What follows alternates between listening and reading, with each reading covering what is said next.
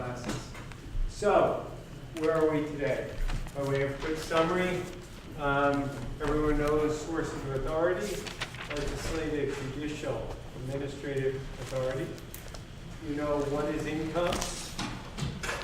You know several exemptions from income.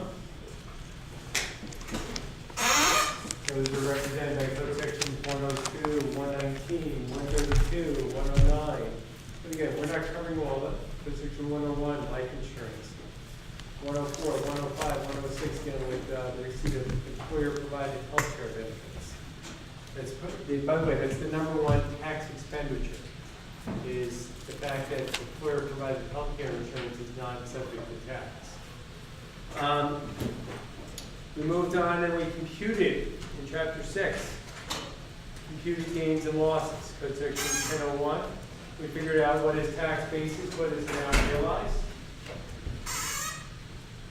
We moved from Chapter 6 and we then figured out what is a capital asset, what are the tax consequences associated with capital versus non-capital assets. We also figured out holding periods, section 1222. We know with gains it must be realized and recognized, with losses realized, recognized, and allowed. And then we saw in the chapter that followed 21, chapter 22, we saw recapture provisions, 1245, 1250. We also saw code section 1239. What is code section 1239? Sale to related party, where ordinarily it might give rise to a 1231 gain. Here it's going to give rise to ordinary income. We moved on from that chapter to chapter 12, right? And we looked at who is subject to tax. And we saw chapter 12 divided into two parts: income from services versus income from property. We saw Lucas Viral, the famous case regarding the fruit and the tree. And then, aside from Lucas Viral, Albering v. Force, where someone tried to distribute interest coupons. And with respect to the interest coupons, if you retain the tree, you're going to be still subject to tax on the income generated. Now, we moved on from there. Once we figured out who is taxed, we raised the issue of what's deductible.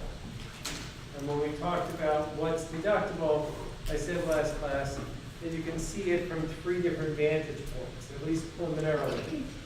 That when you go shopping, that there might be three different baskets you could put your items in. Basket one, EK would be what basket? Just try to, proper lunch. What kind of?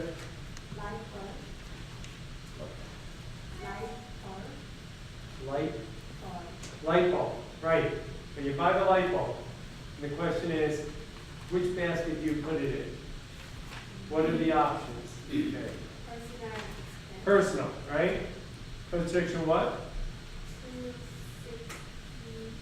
262, right? Could be a personal expense, right? That would go about in your bathroom, and you want to buy new bulb. Not deductible, code section 262. Annie, what other kind of baskets you could put your light bulb in? Capital expenditure, right? You're doing a remodeling project, right? What code section? Code section 263, right? And finally, David, upper tier, David. Business expense. Business expense. What code section? 162, right? And the phraseology that people use, and it's not because they will use, but the code uses, David, what kind of, just put some flesh to those bones, what kind of expense should it be? Ordinary, necessary. Perfect. You're all set for the cocktail party. All right?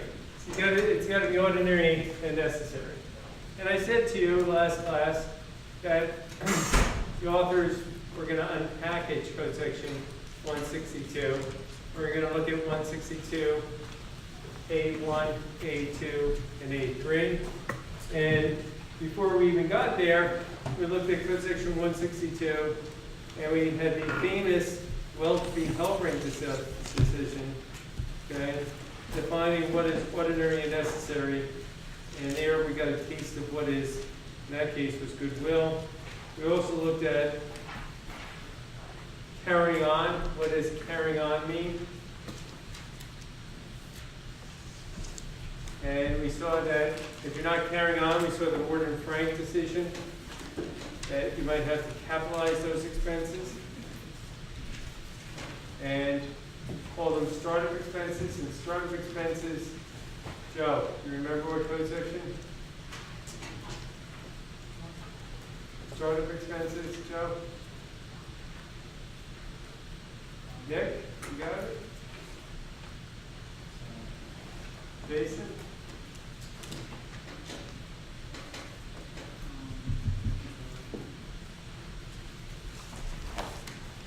What? 185. 185, right? And how do you treat those expenses, Ron? You have to amortize them. Over how long? 15 years. 15 years, right?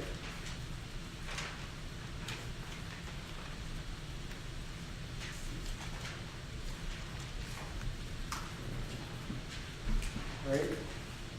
So, look at those expenses. And then the authors introduced us to 162A1, which dealt with the issue of reasonable salaries. Is it easy to know what is a reasonable salary?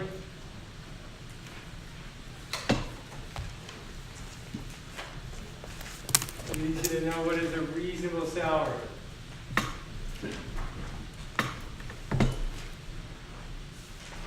Reasonable salary, is it a black and white testing? There's a 7-factor test. Where do you find that? Is that the Exacto Spring Corporation versus Missionary? Yeah, the Exacto Spring Corporation. So there's a multi-factor test that you have to consider.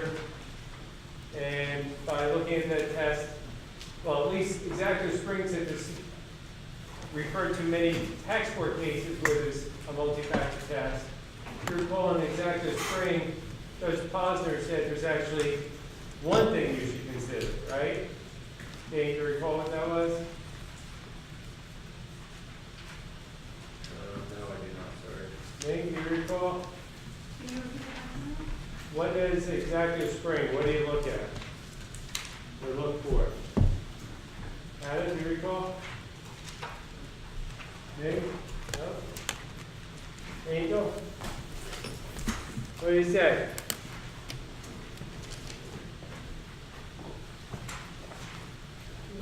Jacqueline?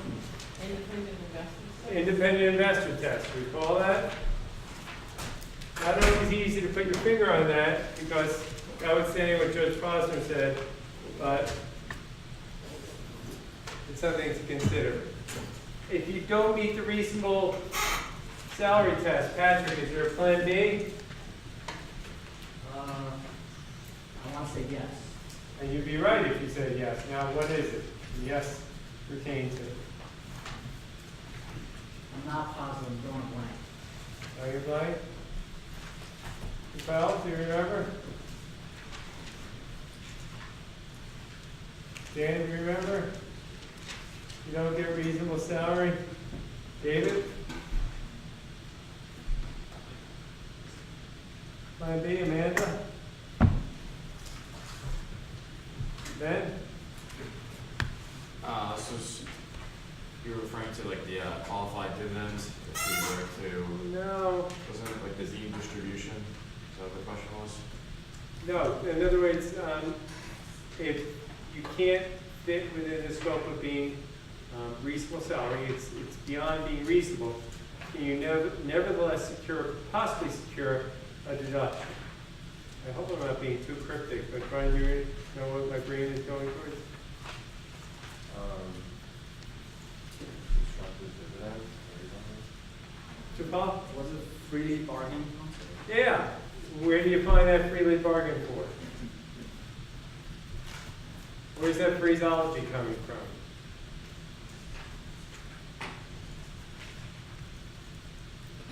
I mean, where did the authors come up with the phraseology it's going to be freely bargained for? Right? Harold's Club, decommissioner? Harold's Club, but where Harold's Club make reference to what? Because the judges don't just refer to freely bargained for, they're able to cite to it from 162 dash, don't forget the dash, 7B, right? B2.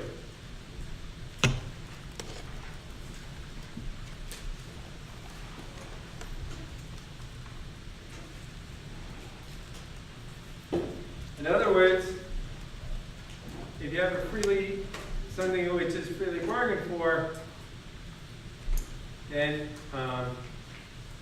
in that case, it may qualify, even though it's beyond reason, right?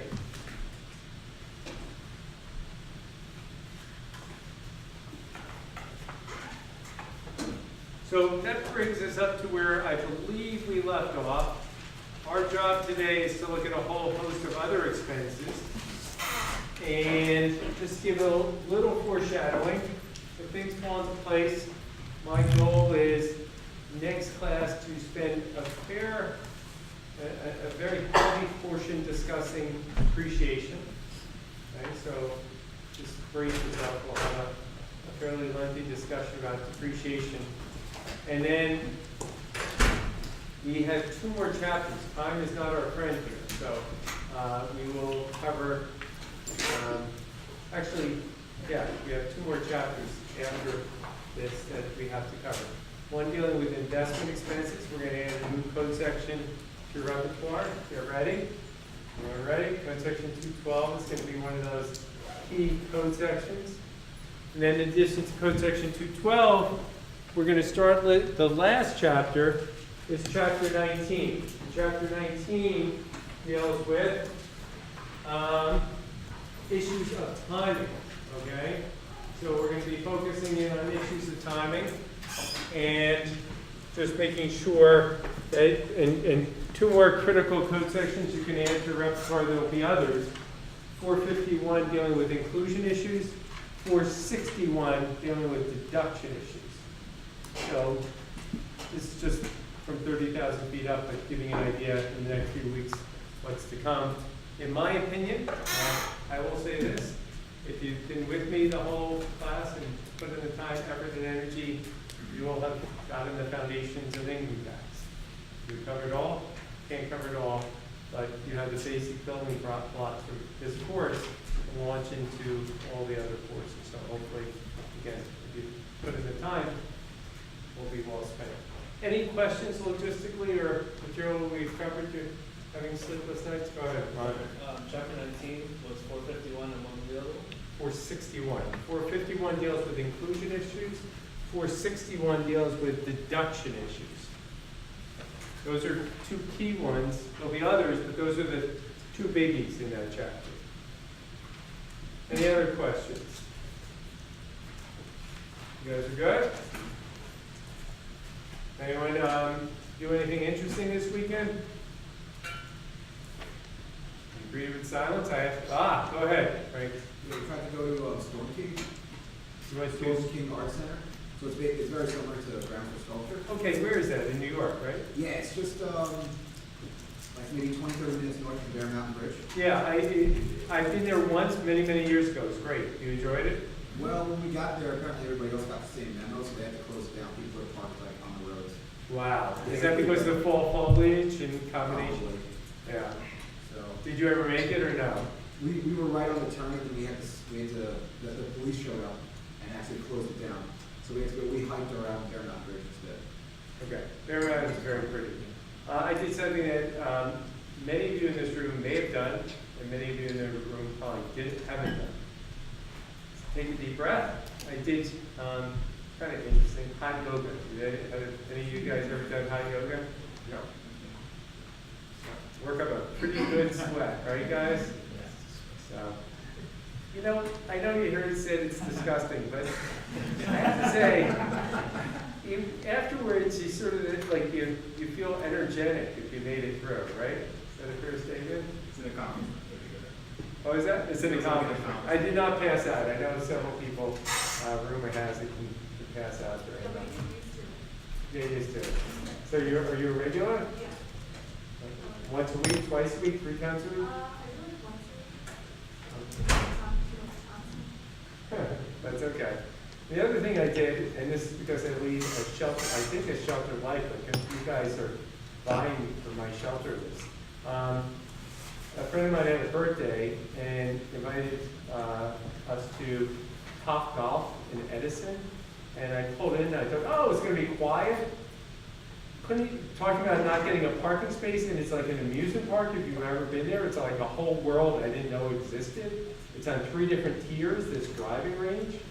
And the lights are blasting and the music's on and people are just hanging out. It's quite a scene if you have never been to Top Golf.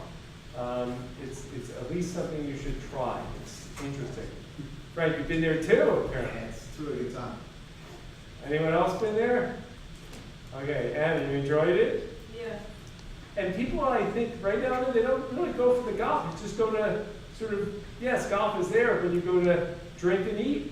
It's Dave and Buster's for golf. Yeah, Dave and Buster's, but that's a good analogy, like golf. All right. Anything else anyone did? That's my, I ran, this was actually 2 weekends ago, but I ran a Spartan race. oh, great. That is an accomplishment. Holy crap. That is tough. That's true. Sorry? Just a sprint. But I sprinted, and it was tough. So if there's someone you're not supposed to mess with after class, that's the guy right there, okay? I also teach a kickboxing class, so. Definitely, I'm not going near it. But if we need an escort anyone tonight, because it's dark out, that's the guy you escort to your car, okay? Or he escorts you. But I always marvel at humans' ability, because the New York Marathon, we all know, was yesterday, right? And when people run 26 miles in like 2 hours, that's 13 miles per hour, that's insane. Because when you think about it, ever put your treadmill up to 10 miles per hour?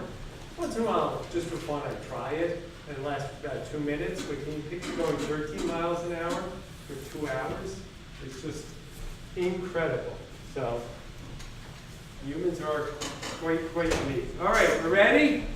Back to chapter 14, page 357 is where I believe we left off, right?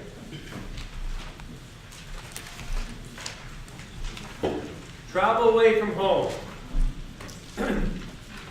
Now, code section 162A2 says traveling expenses, including amounts expended for meals and lodging, other than amounts which are quote unquote lavish or extravagant under the circumstances, while away from home in the pursuit of a trade or business. Those are deductible. And we have a case, Rosenspan. And we have to decide if Mr. Rosenspan's expenses here were deductible. So in this case, Mike. He was a traveling salesperson. Okay, so he was a traveling salesperson. Do you think, just to give a little life to this guy, he was the happiest guy around? No. Why? What were the facts that I think indicate? his wife passed away. Yeah, he's a widower, right? He kind of lived with his brother a little bit. Yeah, he's living out by JFK Airport, right? And it doesn't sound like he's welcome the brother. You know, it's not entirely clear, but the point, I think Mike and others who have read the case, it's kind of a sad plight, right? And he travels a lot, and you know, at a certain, you know, when you're young, traveling seems glamorous, right? Everyone agree? But as you get older, you're like, yeah, I could do a lot, you know, with a lot less traveling, right? So apparently, that's his situation, and he travels a lot, and he would like to deduct any of those expenses that he incurs, both for the travel expenses as well as for, you know, gasoline, hotels, meals, all those things while he's on the road. All right, so, Mike, how does the court approach this? So it came, what the court said was, it came down to whether or not he actually had a home to be away from. Right, but bear in mind, and the court makes this clear, that the IRS has a long history, and I alluded to this at the end of last class, of treating home not as home, but rather as a business headquarters. So the IRS has always said, you really can't get a deduction for travel away from home unless in some form or fashion you're away from your business headquarters. Okay, that's how the IRS defined home. By way of contrast, other courts have looked at home and said it means home. Go ahead, Michael. I think he tried to make the point that his business headquarters was his home. Yeah, that it was synonymous. His business headquarters was his home. The court did have at its at its beck and call. And this is not uncharted territory. On page 359, as early as 1921, the very infancy of the code, there was a revenue ruling that's in the indented language, very small one. It says living expenses paid by a single taxpayer who has no home and is constantly, continuously employed on the road may not deduct, may not be deducting in computing his net income, living expenses, okay, while living on the road. All right, and I just want to call to your attention, by the way, I'm going to make reference to this case in a few minutes. On page 359, 4 lines further down from the excerpted revenue ruling, there's a reference to Corral. That's a U.S. Supreme Court case, United States versus Corral. I'm going to talk about that case in a few minutes, but just to give you a sight of that case. Anyway, so the court, right, Michael, beginning on page 360, it's going to look at several other cases, right? Because we live in a world of stare decisis, right? Where courts will look at what other courts have done to help frame the issue, help them decide what is the right outcome. And in this case, they turned to this Flowers case, where a taxpayer lived in Jackson, Mississippi, that was where his home was, and worked in Mobile, Alabama. Okay? So lived in Jackson, Mississippi, worked in Mobile, Alabama, and good news is that in this day and age, I can go onto Google Maps, and which I did. Anyone know the distance between Jackson, Mississippi and Mobile, Alabama? 188 miles. And if you do it without traffic, apparently it takes you 3.5 hours. And the question was, could those expenses for this taxpayer in the Flowers decision, which is embedded, right? Embedded in this decision, or cross-reference at the very least. And the court there said, look at these 3 factors, right? They're spelled out on page 360. The expense must be reasonable and necessary. The expense must be incurred while away from home, whatever the word home means. And the expense must be incurred in pursuit of business. And the court points out that last factor is the most important.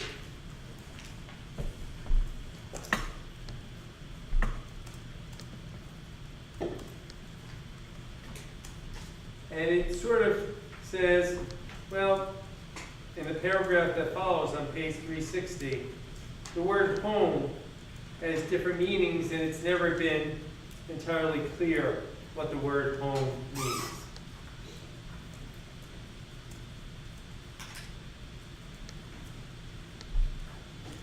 And then there's another case on page 361. Purifoy, however you pronounce it. And here we had workers at a construction site, and whether or not their expenses should be deductible. And there, even though the taxpayers won at the lower court, they lost at the appeals court.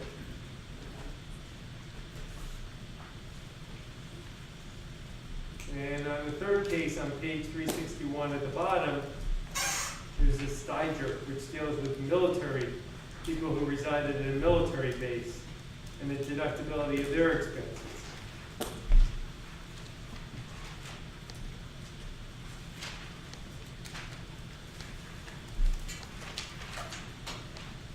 With this court, Michael, I don't know if you want to chime in. Do you have any other takeaways about this court? Who wins and who loses here? The taxpayer loses. Taxpayer loses here, okay? Why? The IRS said, Not the IRS, ultimately it's gonna be the court. the court said he had no quote unquote home, so he couldn't take expenses being away from home. Right, the expenses he incurred were not really, how do I say this? They were just daily living expenses because he was living out of a suitcase. Everyone agree that our taxpayer here was truly a traveling salesperson? And when you think of travel expenses and hotels, you often, what conjures up are duplication of expenses, right? That you have your living expenses in New Jersey, but your employer is sending you to California, or you're self-employed, and you're incurring hotel expenses at Hilton in California. And you're duplicating your expenses here in New Jersey because you're paying property tax and you can go through all the different burdens you're facing. But now you're facing an additional burden in the form of paying a hotel room. You're not doing it because you truly want to be in California or Texas or Arkansas. Pick the place where work is. You're doing it in pursuit of making more money, right? It's not, how do I say, by way of contrast from the end of last class, we talked about someone where they, I believe we said they worked in Newark and they lived in Summit, or they lived in Summit and worked in New York, and why couldn't they deduct their traveling expenses? Well, they chose to live in a particular place which was a distance from their work, right? That was a personal choice. But if you have job requirements that, even though your job is here in New Jersey, but the job requires that you travel to California, that's not because of personal choice, right? That's not a 262 expense. You're only incurring that expense to enhance your revenue. Agreed? So that's what you have to figure out. And in this case, he was just incurring expenses and there was no duplication because he had to live somewhere, he choosing to live on the road. Okay? And the authors of our textbook probably chose it because aside from this particular case, it gives you several other cases and how courts have looked at this issue from several different vantage points.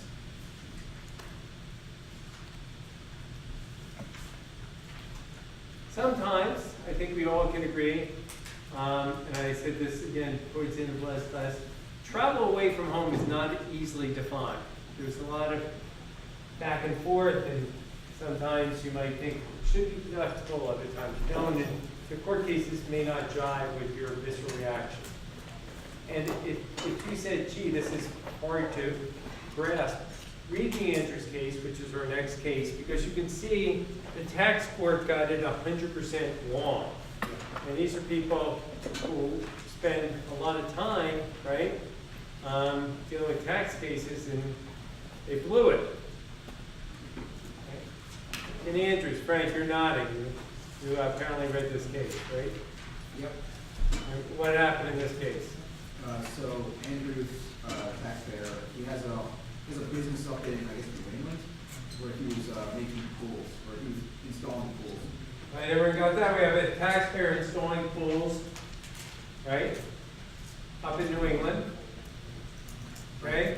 And so that's seasonal. So when it gets cold, he stops making pools. And he was Just to make the fact pattern interesting, he spends exactly 6 months, right, up north, and what does he do with his other 6 months? So he comes down to Florida, and then while he's down there, he starts getting into, I guess, horse racing and breeding horses and, having a farm down there. All right, so he spends the other 6 months breeding horses, right? And so, I guess by way of description, he opens up sounded like 2 businesses, one on his own, one with his son and brother. and then combines them to do the horse farm. And essentially what he does is say, because he has to maintain two homes, the home in New England and then a home down in Florida, he starts to try and write off or to expense the home down in Florida Right, as deductions for traveling away from home. right. It says, look, I would like to deduct whatever expenses I incur when I go to Florida. And what did the tax court do?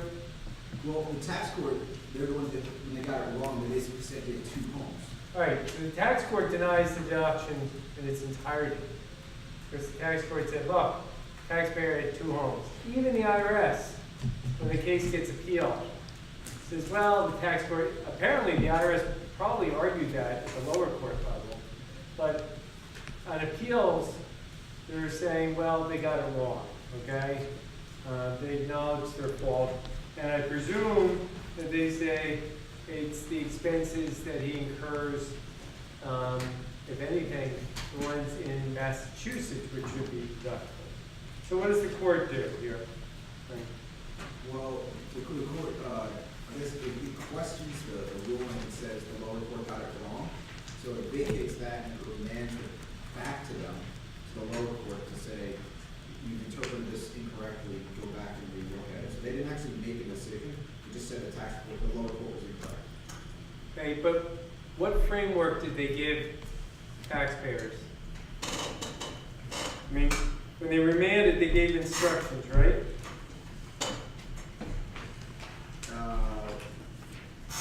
I think was it a question of, it was that they asked them which business was your quote-unquote primary business? Well, that wasn't the quote-unquote. They used a different phraseology. And this is spelled out, believe it or not, it's spelled out in a footnote. If you take a look at footnote 10. Is this a major minor posted duty? Yeah. Right. The Sixth Circuit has established, quote-unquote, an objective test to determine whether the site is of a taxpayer's, quote-unquote, major posted duty, including three factors. One, length of time spent at each location. Two, the degree of activity in each place.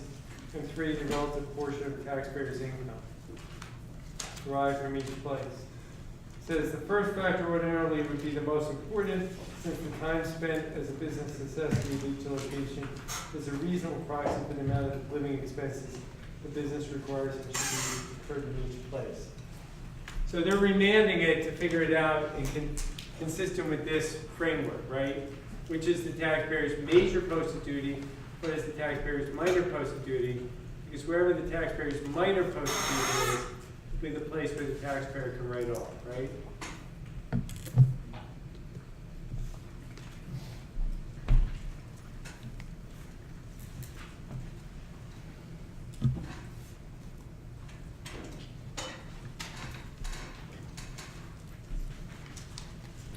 So that's the takeaway from the Andrews case. Any questions on that? Right. What would have made it two homes? Because originally they said he had two homes. Oh, he spent an equal amount of time in each. So That's the criteria then? So well, the appeals court ultimately said, and the IRS acknowledges, you can't possibly have two homes. So on an exam or for a client, never say that a taxpayer has two homes. Because by definition, having two homes means you're incurring duplication of fees, right? So one of those should be deductible. So one can't be your home.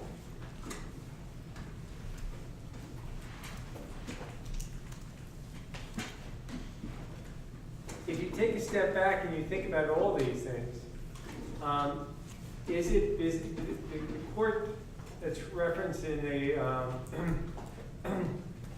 the Flowers decision, which has already been referenced, is why is the expense being incurred? Is it in pursuit of business? Because that's critical. Revenue ruling 99-7 talks about taxpayers' residence and work location. And go through various scenarios. And you guys can read these for yourself. I really don't need to read these. If you look at page 374, gives 3 outcomes.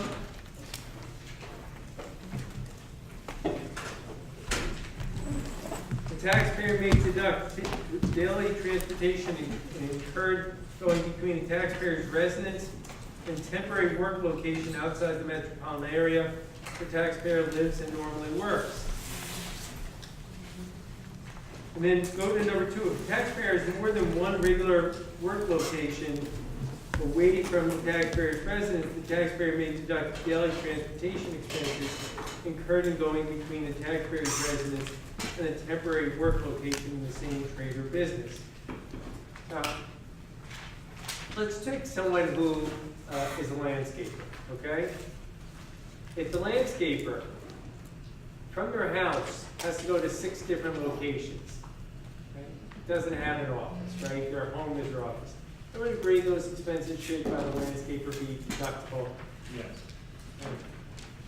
And likewise, if you're an accountant and you normally work in Summit or Florham Park or pick your place, and all of a sudden you have to do an audit, say in Camden, is it really required that you first go to your office and then go to Camden in order for the travel expenses to be deductible? The answer, in my opinion, I think it's a fair way to say that if you chose, let's suppose, you work in Florham Park, and you chose to live very close to Florham Park, or maybe you did, but you can't, if your boss asks you to go directly from your house to Camden, I don't care if it's inside or outside the metropolitan area, right? That shouldn't be a criteria, right? Anytime you have to travel from your house, right, not to your normal work location, that should be something that should be a deductible expense, right? And then number 3, it says, if the taxpayer's residence is the taxpayer's principal place of business within the meaning of 280A, the taxpayer may deduct daily transportation expenses incurred between going between the residence and another work location in the same trade or business. So some people have, they're psychiatrists, and they work outside their house, right? They have zoning where they work from the basement.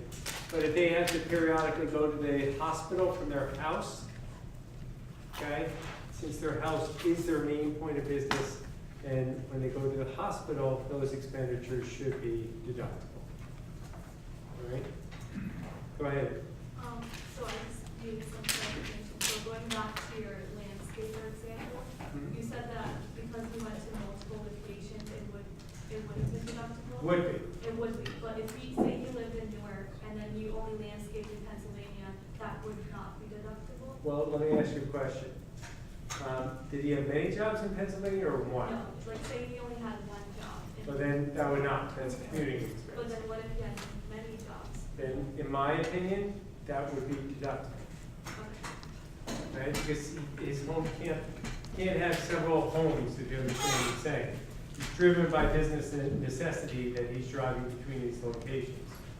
With that same example, what if it's, the main owner's in someplace in Pennsylvania, but he's got. What do you mean the main what? So, he lives in New Jersey, typically goes to one job in Pennsylvania, that's his main place, but now he has a couple other jobs outside of that main job in Pennsylvania. You know, if he, at some point, I think it should be, but I mean, we can Yeah. paint that, it gets to be a little, No. it's hard sometimes. I will say this, my opinion, and you guys, most of you work for accounting firms.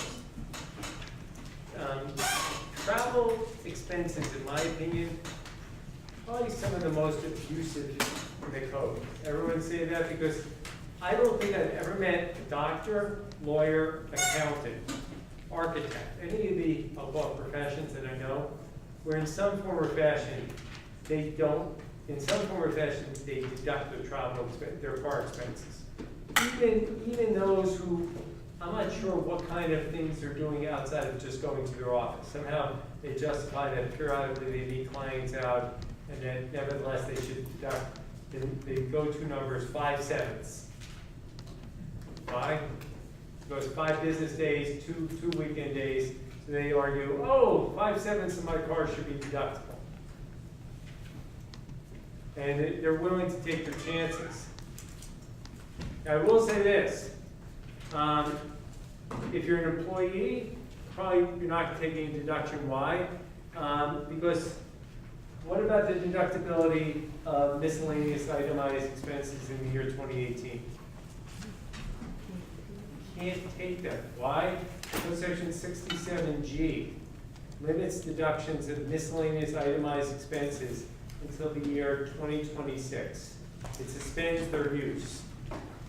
So until the year 2026, miscellaneous itemized deductions are not deductible. So the only way anyone's getting these travel expenses deducted is if your employer pays for them. If you pay for your own travel expenses, you're an employee, your client's an employee, not gonna end up saving anything on Schedule A of your tax return of your clients. There was a few items in the code that said you can only take deduction if you would have been able to allow the deduction yourself. Does this prevent that from happening now? Even though it's still there, but it's been extended. You have to show me that because I don't think that's an issue in this context, okay? All right. So, guys, let's just make sure, let's look at page 375 together. Make sure everyone agrees with our position here. We have commuter, owns a home in suburb of city and drives to work in city each day, eats lunch at various restaurants in city. Just to give this some flesh and bones, let's just say commuter owns a home in Summit. Everyone knows where Summit, New Jersey is? Summit, New Jersey is a big New York City hub where a lot of people from Summit take the Summit Express and they work in the city. But Summit's right where Route 78 and Route 24, right where the Short Hills Mall is. Summit is right there, all right? So we have a person who owns a home in Summit, and truth be told, it is not inexpensive because a lot of people have New York salaries living in Summit, and drives to, let's just say drives to Newark each day, right? Or an accountant who lives in Summit and has his or her office in Newark, New Jersey, and eats right here, plenty of Newark cuisine at the Spanish Tavern. How's that? May commuter deduct his cost of transportation and or meals in this case. So, Calvin, what do you say? Deductible or not? Can you repeat it again? Just take it right from here. Can commuter deduct his cost of transportation and or meals? Angel, you're saying no? Why not? Right? So what kind of expenses are these? Personal, under what code section? What code section? 262, right?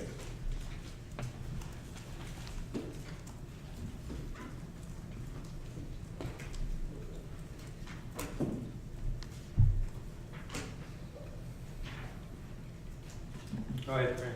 So, quick question on that. So, some places allow you to use like pre-tax income to buy like a Metro card or something like that for your commuter. How do we rationalize that against this? Well, that's really under code section 132F, right? 132F, it deals with qualified transportation for benefits, right? It's not a deduction issue, it's an inclusion issue. All right? Question 1B. Same as 1A, except commuter is self-employed attorney, must often travel between his office in Newark and city courthouse to file papers, try cases, and commuter deduct all or any of the costs of transportation and meals. So, Sarah, you're nodding yes. Yeah, I think it is deductible, Okay, why? because it's a travel expense, he has to go to different places for his work.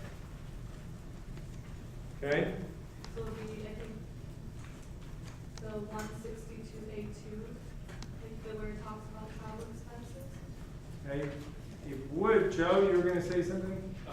Yeah, I was gonna say you can deduct the compensation, but not the meals. Why not the meals?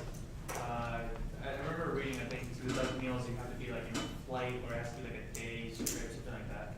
Yeah, remember the Correll case I was referring to, that Supreme Court case? Correll, the Correll case? You have to be away overnight, because otherwise, in theory, you can have peanut butter and jelly, right? You can bring with you. And the court, Supreme Court that is, wanted to make sure that people weren't abusing this. So the fact that you're going to the local courthouse, hey, who cares? A meal is something you could bring with you, right? Brown bagging. But if you go away overnight, the same is not true, right? As I checked, most people want a little refrigeration or the like. So in that case, it would be it got away. Now meals, you're going to learn. Speaking of peanut butter and jelly, there is a peanut butter and jelly section that goes with 162. That you know how when we said 1231, right, Ron? When we said 1231, what two code sections do you think of? 1245 and 1250. Right. Everyone agree? Yes. I say 1231, you say 1245 and 1250. When I say 162, what code section are you going to think of? Angie, what are you going to think? I'm sure anyone says it's a natural. Peanut butter and jelly section. 274.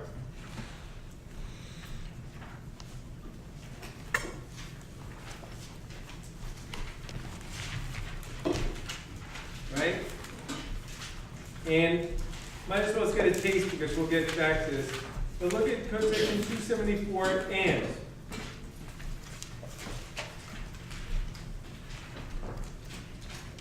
Only 50% of meal expense is allowed as a deduction. Everyone see that? Yep.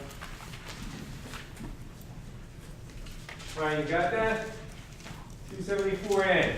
So even if meals are deductible, subject to a 50% limitation.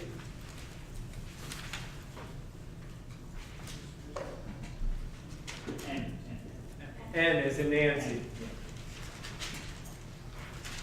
Just in case you guys have an older, some of you have a 2018 code. Do some of you? You can tell me. If you do have the older code, last year, entertainment expenses were subject to a 50% limitation. Since the passage of the Tax Act, Code Section 274A eliminates business entertainment as being deductible.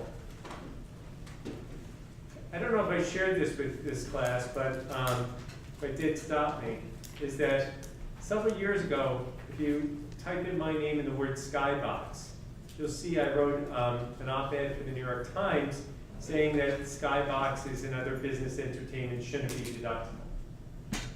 Very abusive area in my opinion. That was you, huh? That was me. That was me.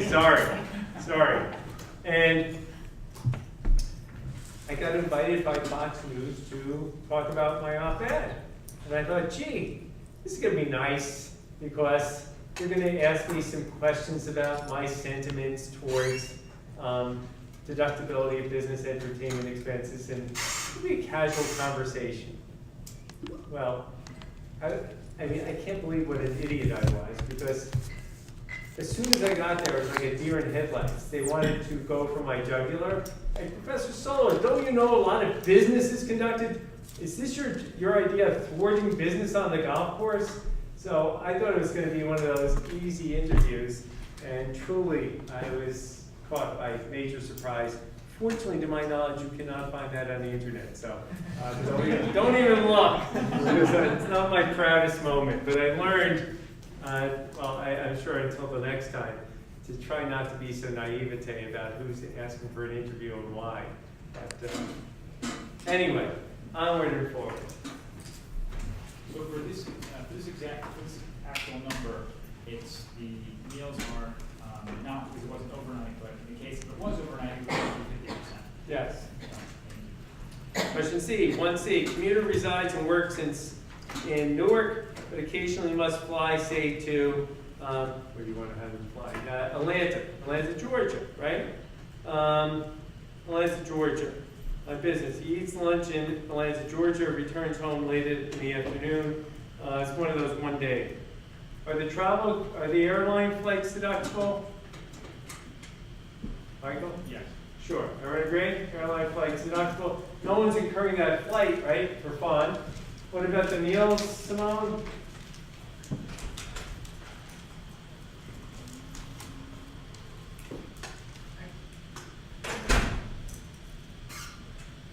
Is that a yes or no? I'm just trying to determine whether we stay overnight or. No, he did not. He didn't answer that.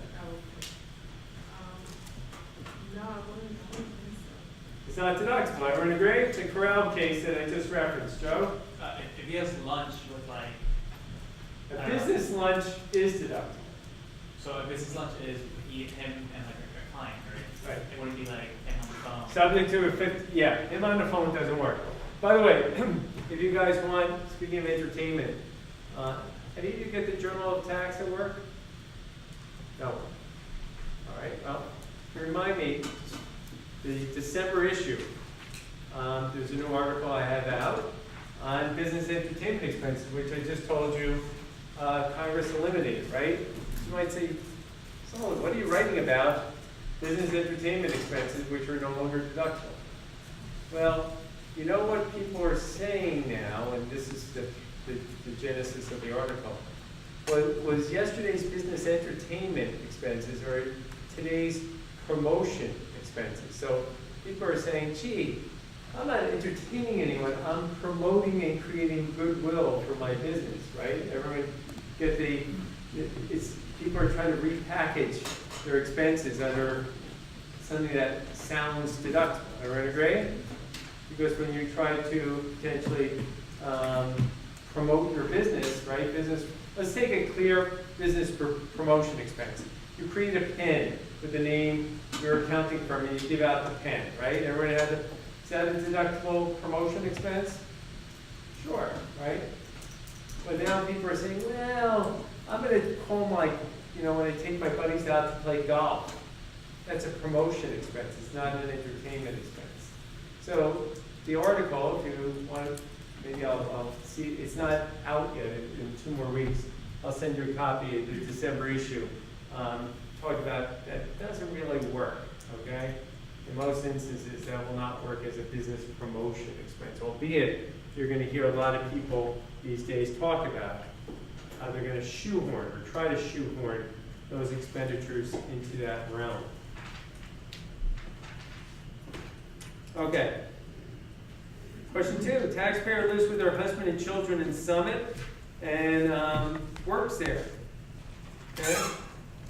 She works in Metro on business for 2 days and 1 night each week. What may she deduct? So she works, well, let me just have her living and working in New York City. And then she also works in Metro in Philadelphia. Metro is Philadelphia. So she works there, and if she works in, if she also has to work in Philadelphia for 2 days and 1 night, what may she deduct? Can she deduct her travel expenses and meals by in Philadelphia, guys? Amanda, what do you say? Yes, Yes? What can she deduct? all the travel and then 50% of the meals. Okay, everyone got that?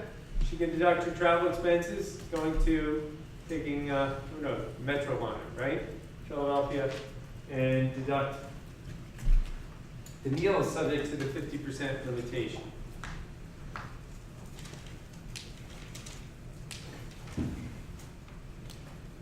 How about same as A, except that she works 3 days and spends 2 nights in Philadelphia and maintains an apartment there. Mike, what do you think?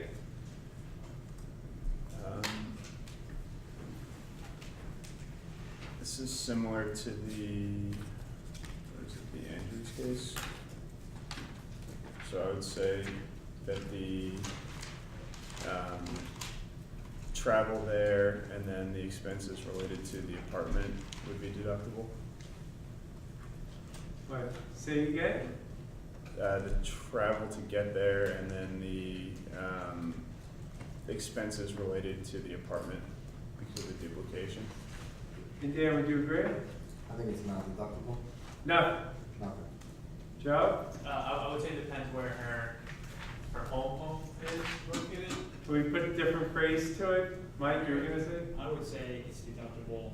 She lives with her children in the first city, so I don't think the Philadelphia apartment would matter in this case. So I think the whole thing would be deductible. But she lives in New York with her family and children and commutes for 3 days and 2 nights to Philadelphia. So you're saying which expenses are deductible? I think when she goes to Philadelphia, it's deductible. She goes to Philadelphia, based on, because her children, Yeah, because she lives with her children in New York. So I would consider that her primary. So going back to the court case we had just spoken about, where he had the house in Massachusetts and Florida, I think it's very similar in this case. so we would want to, right, just to use the court's phrase, what is the person's major or minor post of duty, right? Everyone agree? Yes. That would be the phraseology we'd use. What is the major, minor post of duty? Now, I'm not entirely convinced that the major post of duty is New York and the minor is Philadelphia, because the time spent at work is predominantly in Philadelphia. So it might be New York, which is the minor post of duty. The fact your kids live in a particular place, I mean, we don't, Mike, you didn't intend this, but it might be a sexist reality, because maybe the husband's a stay-at-home husband taking care of the kids. So I don't know if we want to anchor the person or determine major post of duty on child caregiving, right? At least that was enunciated as a factor to consider.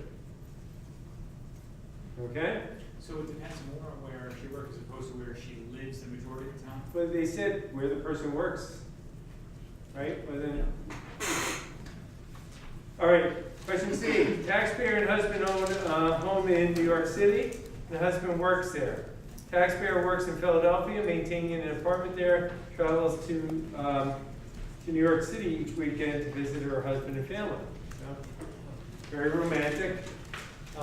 Given that fact pattern, Kim, is that deductible? What do you think? This one I said Just say it loudly, Kim. no deduction. No deduction. Okay, why? Person. What code section? 262. 262, right? Everyone agree?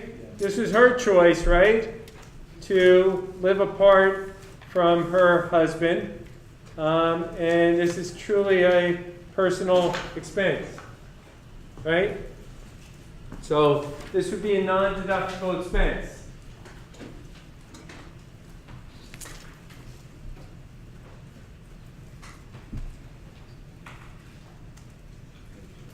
Question 3? Go ahead. John? So you said it's in B that wouldn't be deductible also, or it could be? I said it would be, but we don't know where it would be deductible. Okay? It's not, there's no 2 tax homes, we know that. Go ahead, Nick. Does the time spent or work there in B change anything? Like, what if she worked there for one night, but decided to get an apartment? When you say that, it has a duplication of expense. Sort of like, you have travel expenses, and regular class is 200, but first class is 1,000. Okay, airfare, if I didn't already say this. Are you capped at only being able to deduct 200, or can you deduct 1,000? I'm sorry? Can you deduct the full 1,000? Sure. Why? Because that's a business judgment. Everyone agree? That some people might need, that first class seat so they can be fresh and get off the plane and, start doing business. Other people, not gonna, let's put it this way, the government's not gonna make that decision, okay, on your behalf. Now remember, when it comes to meals, it can't be lavish or extravagant. We all know stories, right? If you go on the internet, or once in a while, I mean, the latest one I read was some employees in England or something went to a restaurant and they spent, how much? I think it was close to, for them, $25,000 on a meal. And a lot of that was wine, okay? I don't think that would make the criteria, right, of not being lavish and extravagant. So everyone, and that's not a defined term, there's no set dollar amount. I always use the example, if you haven't seen the movie My Cousin Vinny, there's a great scene where he walks into a restaurant, and if you recall, anyone recall what was on the menu? If you haven't seen the movie, it's well worth seeing, but grits, or grits. And he said, I guess I'll have the grits, but, you know, where was he, in Arkansas? I forget where the movie's supposed to be. Alabama. It's supposed to be a very different kind of what is lavish and extravagant in Alabama versus what is true in New York City, right? My friend got a gift certificate to go to Per Se restaurant in New York City. And you've been there, Mike? Yeah. Yeah, I believe the gift certificate was $800, so he figured, you know, $800 gift certificate, not only will he go with his wife, but he'll invite his brother-in-law, his brother and sister-in-law. What he didn't realize is that Per Se restaurant is $400 a person. So it became a very expensive meal. All right, so just be careful where you select, at least in New York City, to go out there. Okay, so getting back to this, we have question 3. Berny is a professional football player for the Jets. He and his wife own a home in Summit. Let's go back to Summit where they reside during the 7-month off season. So let's just say he plays for the Jets and let's have him go to Miami during the 7-month off season. So he has a house in Summit. If you guys know where the Jets practice, anyone know where they practice? Warren Park. Yeah, Amanda, that was you saying it? I actually had a client on the Jets, and I have to say, I've never seen facilities like that in my life. I've seen good gyms. This was in the stratosphere of gyms, and they had an indoor,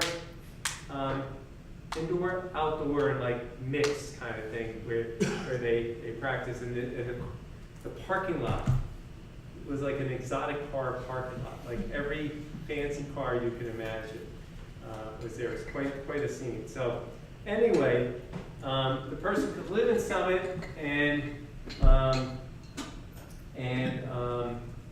have 2 minutes away is Florham Park. But during the off season, they were in Florida. If Berny's only source of income is his salary from the Jets, may Berny deduct any of his Miami expenses, which he incurs? Suppose he incurs expenses during the football season living in Summit. Are any of those expenses deductible, guys? Dan, you're saying no, why not? Have guardian versus commissioner as the source? Okay, the site here, but it's a personal expense, right? 262. Can't deduct any of those expenses where he performs his normal work, but would there be any difference in result in any above if during the 7-month off season, Berny owns an insurance agency in Miami and worked there? So during the during the summer months, I guess if you're a football player, you're off during the summer. So during the summer, let's pick a nice place. He goes up to Maine, right? And he sells insurance during the 7-month off season. Okay? Are those expenses deductible? And Kit, what do you say? I would say some of them would be deductible. What part? What would you tell the client and have it, see if you agree? Maybe his travel and meals, but not his stay. So he has 2 homes, right? What are you saying is deductible, I guess? His meals and travel. Meals and travel, anything else? Abbott? I think it's home too. home?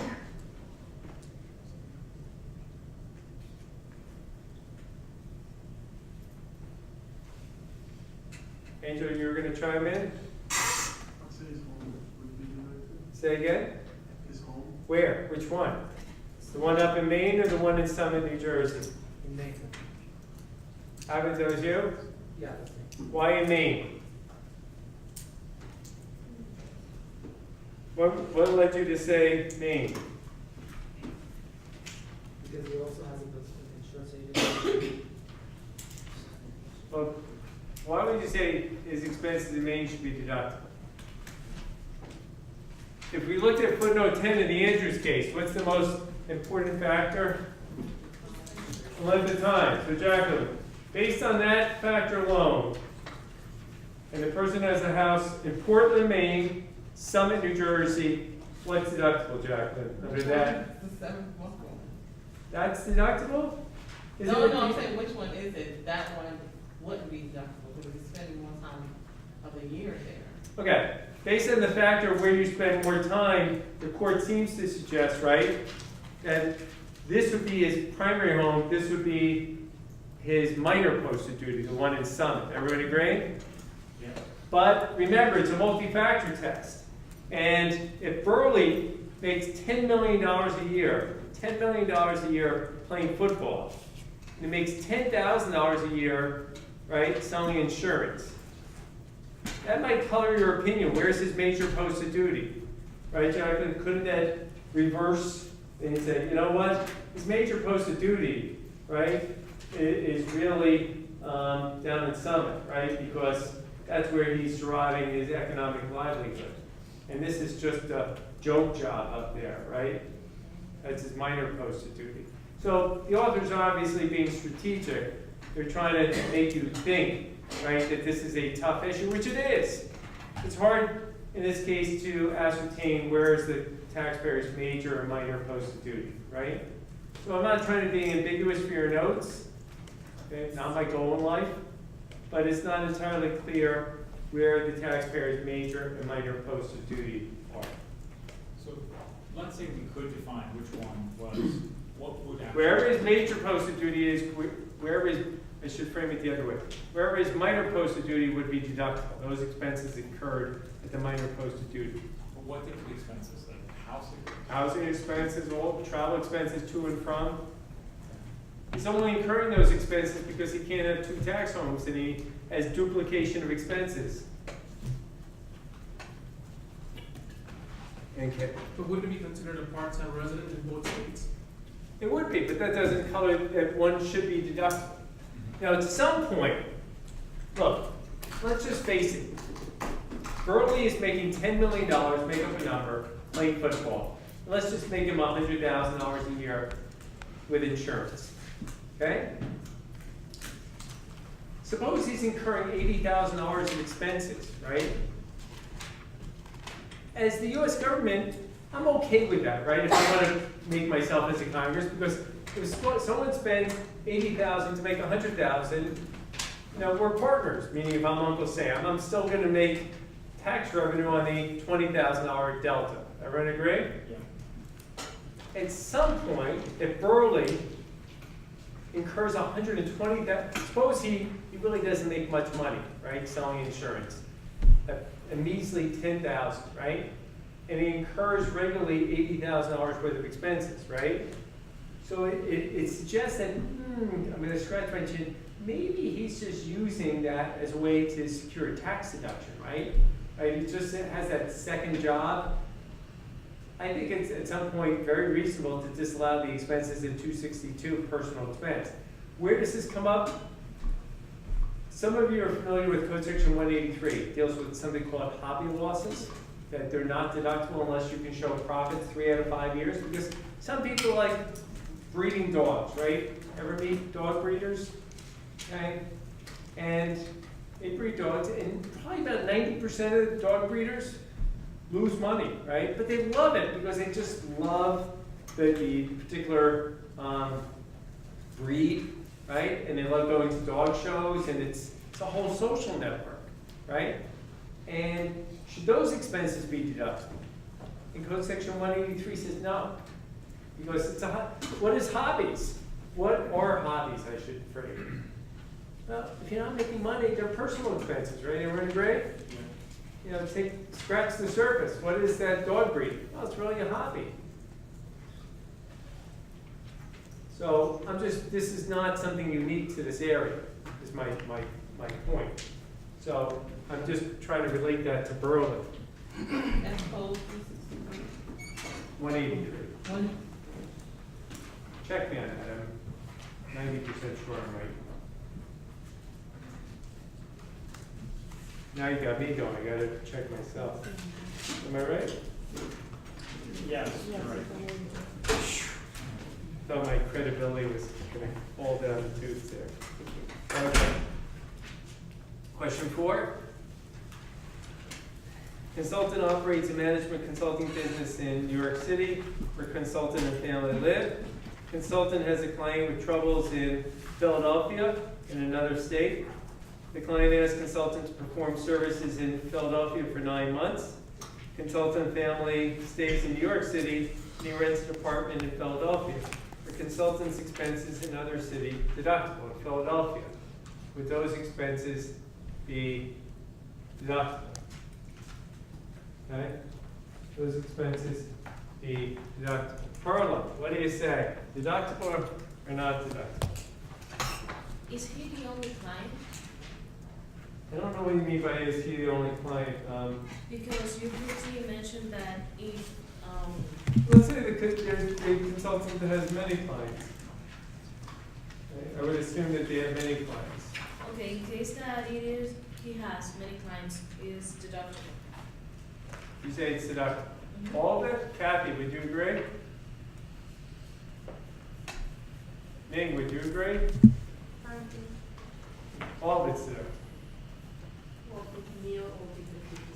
All right, be careful. I want you to say that the travel expenses should be deductible. The apartment would be deductible, whatever the lodging cost. But the meals would be subject to a 50% limitation, right? Yes. Then under 162 it says,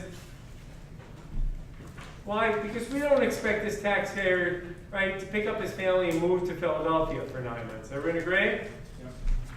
That wouldn't be reasonable for Congress to expect.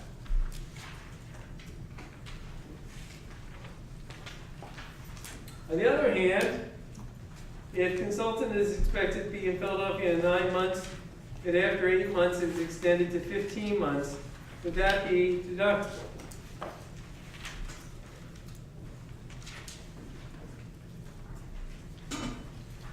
In that case, would it be deductible? Trevor, what do you say? I would say it is. Deductible. Yes. Okay, Nick, would you agree? Yeah, I Anyone say otherwise? Kim, you say otherwise? There's a revenue ruling that says 9386, I think. Right, the revenue ruling 93-86 says what? You can't temporarily, I guess, What does the word temporary mean? It means 1 year or less, right? And the Internal Revenue Code, by the way, under 162, in the flush language, under 162, says for purposes of paragraph 2, the taxpayer shall not be treated as temporarily away from home during any period of employment if such period exceeds 1 year, right? Everyone agree? So if you're going to be away for 15 months, right? At some point, Congress, it's an arbitrary line, at some point, you should move, right? If you're going to be working for more than 1 year, you should move. Everyone agree? Because if you decide that you're going to have 2 tax homes, that's a personal choice. Agreed? So this would not be deductible. The whole thing, or just after the 12 months? It's after not 12 months. As soon as you learn that it's going to exceed 12 months, And you might say, gee, that's not really fair. After 8 months, you're told you're gonna be there 7 more months. Is it, are you really gonna move for 7 more months, right? But what the IRS has said is, think about it, if you, taxpayers would game the system, right? They would say, well, we know if we just wait until 12 months and the employer says, or 11 months, and we'll wait 3 more months to learn, or after month 11, the employer says, oh, guess what? We're gonna keep you here for another 10 months. Like, people could game the system. So the notion is, as soon as you learn that it's gonna be over 12 months, it ceases to be deductible. What if, sorry, Go ahead, Simone. what if that, Just say it loudly because we're being taped. what if, when you learn of that, like, you decide not to, like, work anymore, like, do you not get that, What, if you decide what not to do? like, not to move forward with this 15-month, I guess, contract? But does that move the whole issue? Because then you're not gonna deduct anything then. I mean, it only becomes an issue if you decide. I'm sorry, maybe I'm confused. What about the expenses that were incurred for the? That's okay. If you say to your boss, I'm drawing the line in the sand, I'm coming home, and I'm not gonna stay here, you'll be able to deduct those expenses as long as it's less than 1 year. Okay. Let me just, Joe, and then Dan.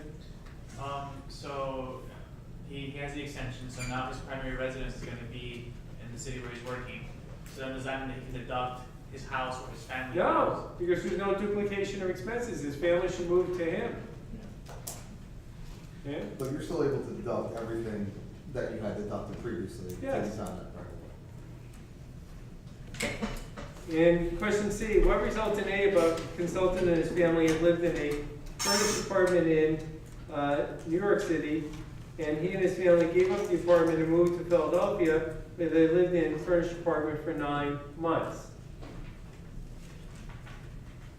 So everyone had the visual, is that you're told you're gonna go temporarily to Philadelphia from New York, and you say, you know what, we're gonna move, I'll just take my whole family with me because we're renters, so it's easy enough, I'll just move my whole family. And when you do that, anything deductible, Leo?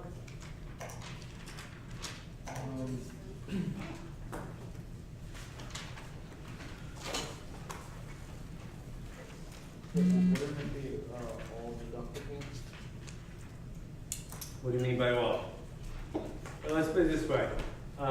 Angie, do you agree? All deductible, non-deductible, some Since deductible? there is no duplication, Just say it loudly. since there is no duplication of expenses, Since there's then no, okay. it wouldn't be deductible. Not deductible.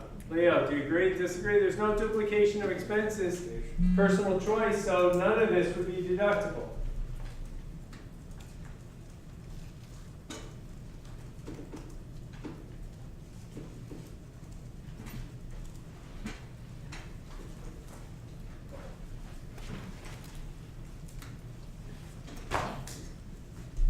Alright?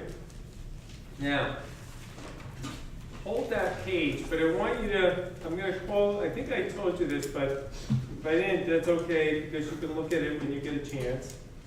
If you want to turn to page 501.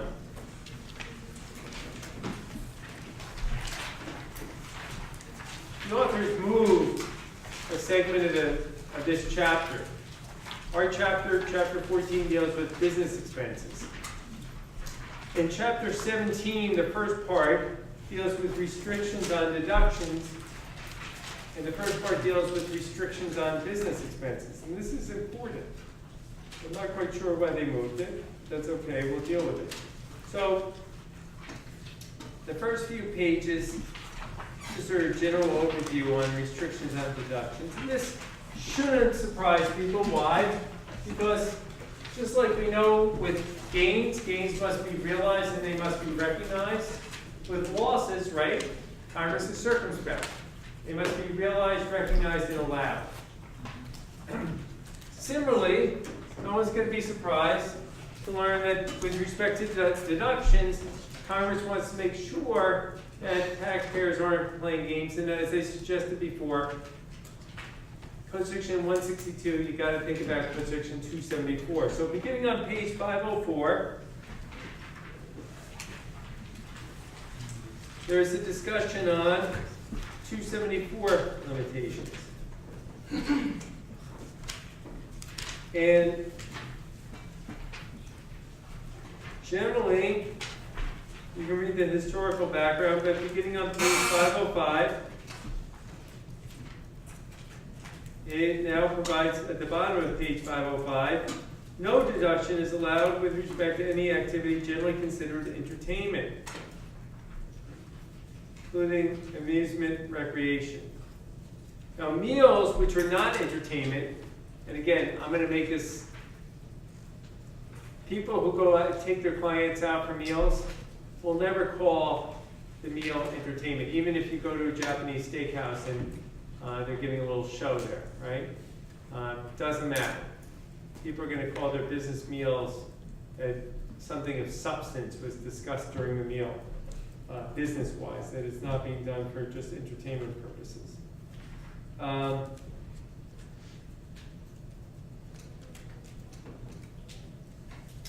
And then if you look on page 507,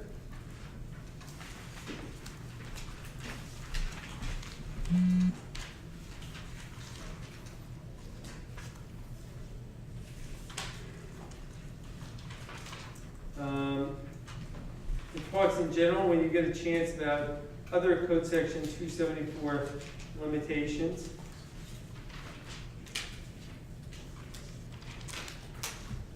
And I'll just point out on page 508 that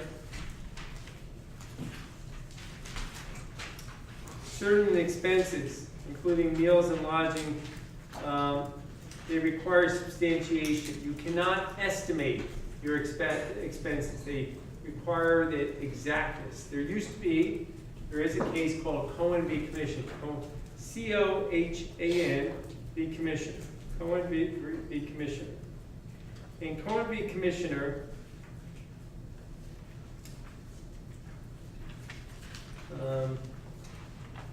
is an older case, and it says, if you look at footnote 36, it's referred to the Cohen rule. And under the Cohen rule, you could estimate your expenses. Like, gee, I was away for 2 weeks, and the average night at a hotel is $200 a night, and I should be able 2 nights, 14 times 200, and deduct that. Code section 274D requires that there be substantiation. So I just want to call to the fact that the taxpayer has the burden of proof. You cannot estimate these expenditures. You must prove them.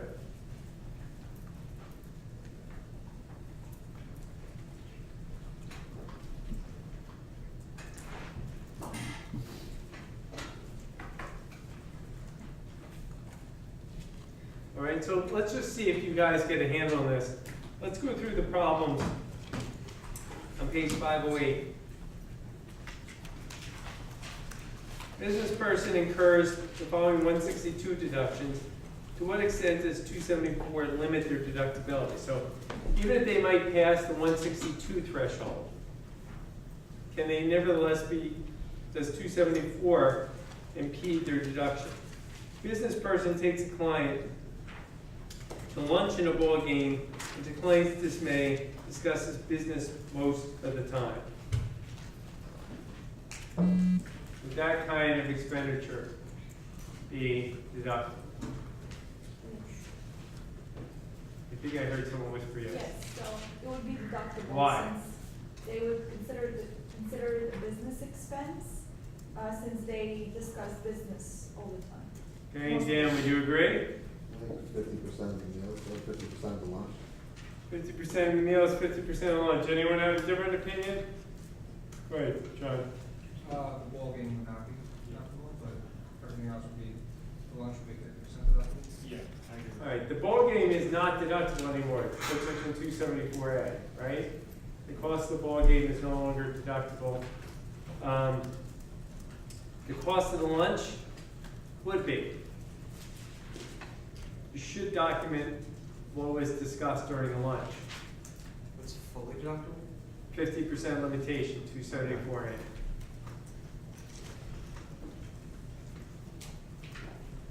How about business person takes an education course in another town incurring transportation, meals, and lodging expense? Okay?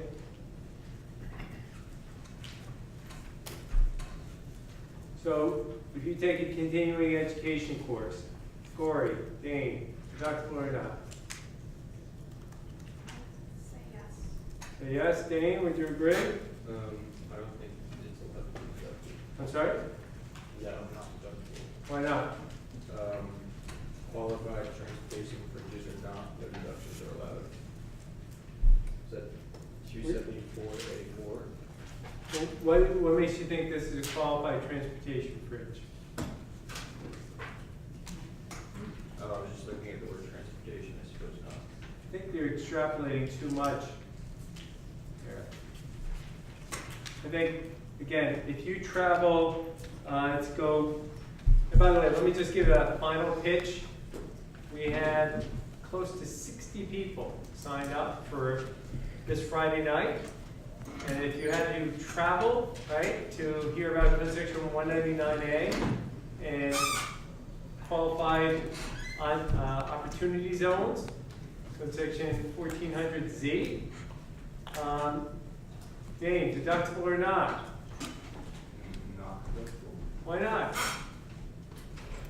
Is that, If you're traveling to augment your education, you're incurring it for fun and games, no. except for the hypnotist who will be there after. Right? But you're spending money to make money, right? So the travel expenses should be deductible, and the meals would be subject to the 50% limitation. But I will say, final pitch, if you haven't signed up, it would be great to see people. And it should be, theoretically, I spoke to the hypnotist, and I don't know if this is ever going to happen. He said, oh, in front of the room, line up 12 armless chairs. And I can't picture 12 people volunteering, but stranger things have happened. So it's going to be an interesting night, guys. That's all I have to say. So this Friday, if you don't have plans, we can, Frank, it's going to be better than the sculpture garden. All right. How about, so again, guys, we learned Regulation 162-5 when it came to education expenses, right? We learned under 162-5 that if you travel to learn, that's part of your expenses, right? It's legit. It's assuming the education expense meets the criteria of being deductible, right? Question. What's the question, Kim? You got to say it loudly. I was looking in at RC 274 and 2. That's the one. We're not there yet. Okay. We're not there yet. Business person purchases gifts costing $55 each for significant clients. Okay, suppose it's that time of holiday season, some of you give gifts to your clients, right, to generate goodwill, deductible or not, and Mike, you have your hand up? $25 per gift per person. And what's your authority? That was 274B. Okay, Code Section 274B.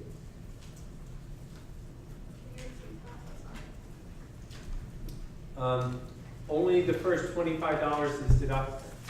Why? Why does Congress restrict this? Theoretically, Congress was not born yesterday. Congress knows, are most of your clients going to receive those gifts and report it as income? No. So Congress knows that if you deduct the full amount, right, there's going to be a lot of leakage in the code, right? How about business person? Purchases an airplane which is used 60% of the time for business travel and 40% of the time for client entertainment. Deductible or not? What do we say here? Is that deductible or not? EK? Brian, what do you guys say?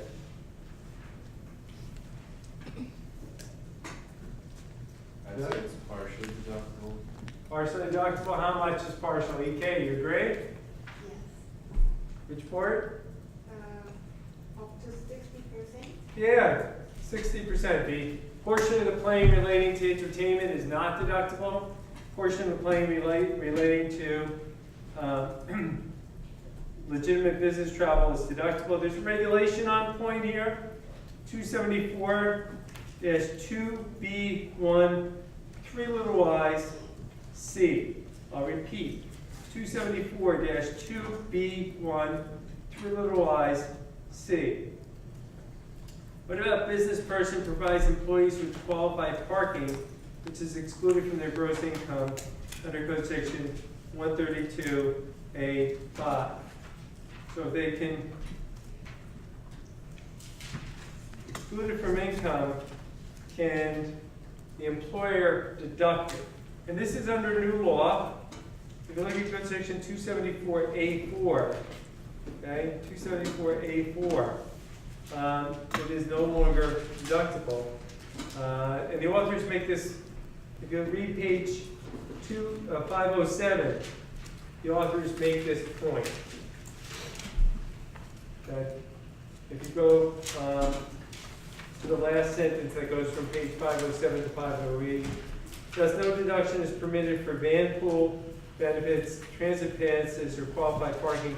No deduction is allowed for any expense incurred for transportation between the employee's residence and place of employment. Anyway, new law that restricts the deductibility of qualified parking. So, question whether or not some employers, if it's no longer deductible, they may no longer provide it. Now, question page 508.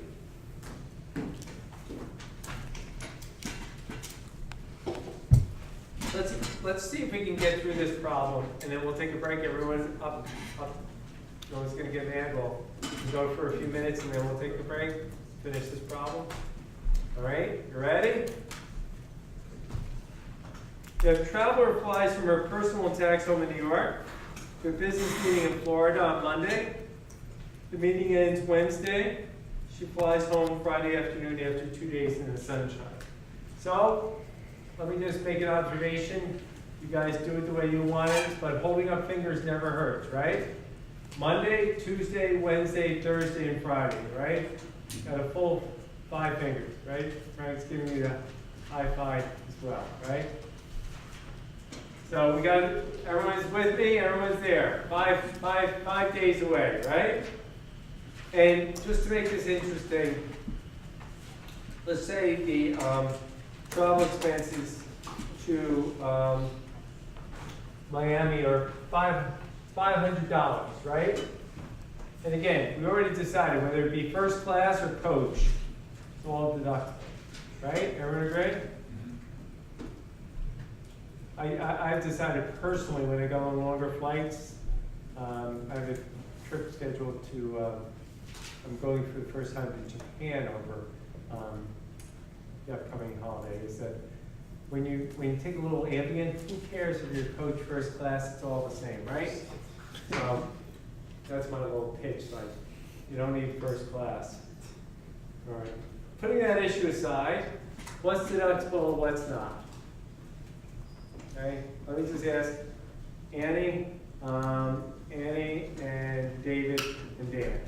So Annie, what do you say? What's deductible here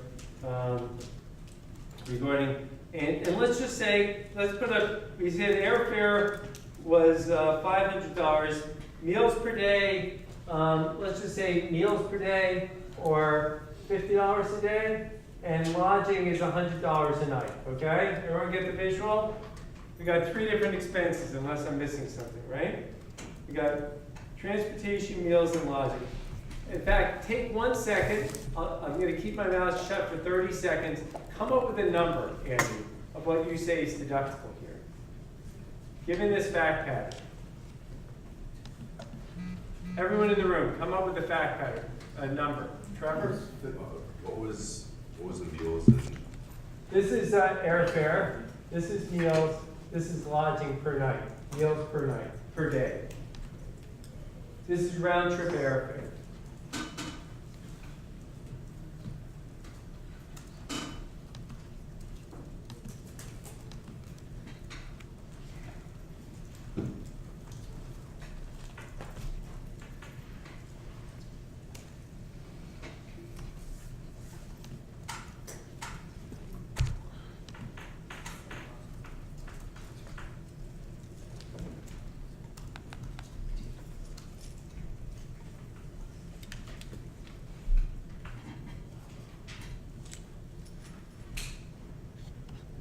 In 20 more seconds, come up with a number. No. She's only sleeping there one night, right? She's sleeping there the whole time. She's getting there on Monday, she's leaving on Friday.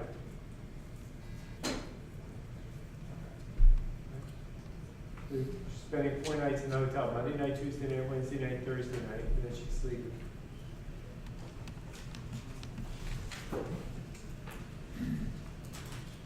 All right, Andy, how much money do you say, what's deductible? $575. Dan, how much? $675. $675. David? All right, a number? I got, 625. Leo, you have a number? I got 425. Wow, I want to hire someone else to get me a bigger deduction. I want the right answer, of course, but big is better, right? Kim? 950. Wow, I'm going to hire you if you're right. Mike? 950. Amanda? 950. Okay, anyone have a different answer? Matt and then Tuval? 775. 775. Tuval? I would say 525, but then I would not include the flight, so I could go back to 250 only. Wow, you're tough there. Corey? I have, 850. 850. John, final. That's down 625. Wow. All over the place. Trevor? Is that per night? Yeah. All right. Let's pause, take a deep breath. Is the airfare deductible? Yes. And if you say yes, why? Is it just recovery action? Mike? The majority of the time in business. What's your authority for that? 274. I don't know, Frank. Do you have better authority? Yeah, the Treasury Reg 1.162-2. Right. Everyone look. 162-2B. We're going to have that open.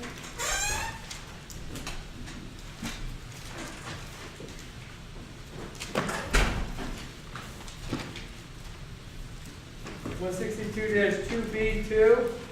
Whether a trip is related primarily to the taxpayer's trade or business is primarily personal in nature depends on the facts and circumstances in each case. The amount of time during the period the trip is spent in personal activity compared to the amount of time spent on activities directly related to taxpayer's trade or business is an important factor in determining whether the trip is primarily personal. And it says that, for example, a taxpayer spends 1 week while at the destination on activities which are directly related to his trade or business, subsequently spends an additional 5 weeks for vacation, the trip will be considered primarily personal, right? So is the airfare here deductible? Everyone agree deductible? So that's $500 deduction. So everyone agree, whoever said less than 500, can't go with, okay? Meals. Hey, 3 days, right? You incurred meals for business reasons, right? So that's 150 divided by 2, right? 3 times 50 divided by 2 equals 75. Logic. Now this could go either way, but I would argue, I don't think the IRS would give you a hard time if you deducted 3 nights, right? Yeah. Monday night, Tuesday night, Wednesday night, because no one has to leave when you have to take a late flight. So I would argue 300 is deductible here. I like the number 875. I can make arguments a little bit differently, but not much. So on exams and for clients, you really got to know how to do this, guys. This is not something, it's not rocket science. People are going to harbor expectations that everyone here could do that. Got to take one more question, and then to follow, you were going to say? The trip started on Monday and ended on Friday. Right. And business was, The first 3 days. well, not first 3 days, first 2.5. Well, it's a morning flight. They started business at 9 o'clock. A lot of flights leave at 6 in the morning. Right? I was thinking more 50/50. I mean, look, the IRS should not be that picky. So, you know, if you get to some business meetings on Monday, you're gonna be okay. All right, one more question, then we'll take a break. I don't want people downstairs to close on you. So next question says, may traveler deduct any of her spouse's expenses if he joins her on the trip? So, in this case, Andy, let me just say, you brought your husband, let's suppose, and your husband's great with clients, okay? No offense to you, he's even better, okay? So, he's the grease, and clients just gravitate to him. You bring him there because it augments your business, deductible or not. He's key to your business success, deductible or not. So, is a personal business? No, you're in the business of selling shoes or whatever, I don't know, but when your husband comes, people buy shoes. So you're a great team together. You bring your husband, business increases. Can you deduct? I think so. And Ken, you were gonna say? Part of the business. Well, I know somebody in that situation, person, dentist, his wife now. His wife has a big smile, Mike, no? I would say typically no, but if it's for a bona fide business reason, then yes, or if he's an employee. And Jacqueline, would that be correct? Yeah. Definitely. Anyone differ? Anyone look at the cross-reference the author's directed to? That would be a good place to start, right? What does Taxation, Jacqueline, 274M3 say? Can Angie bring her spouse? Sure. Code doesn't get in the way of Angie bringing her spouse. But can we deduct those expenditures even if he brings in all that business? Angie, no. No? No, sorry. You don't have to leave him at home, but you just can't deduct his expenses, right? Because, let's face it, and I dealt with this before this came into being, is, doesn't everyone bring their spouse to augment their business? Have you ever seen a husband and wife team where somehow, some way, that person's presence didn't make you more relaxed? Or you can give them the litany, but everyone found a reason to bring their spouse and say it's deductible. Maybe into a mini vacation, right? Okay, so code section 274M3 says, come on, let's be real. Nick? What would a He's not coming then? All right, sorry, we lost him. What would a bona fide business purpose be in that case? Well, bona fide business purpose is, and remember, M3 is really restricted because you have to work for the same company, right? So bona fide business purpose is, hey, he's got to go to those same meetings too. In that example, wouldn't that be Yeah, I mean, M3 essentially says your spouse can't come unless they're working for the same company and they have the same legitimate business reasons. Why? In its absence, lots of abuse, right? Anyway, speaking of meals and snacks, why don't we take our traditional 8-9-minute break? I will see everyone back here soon.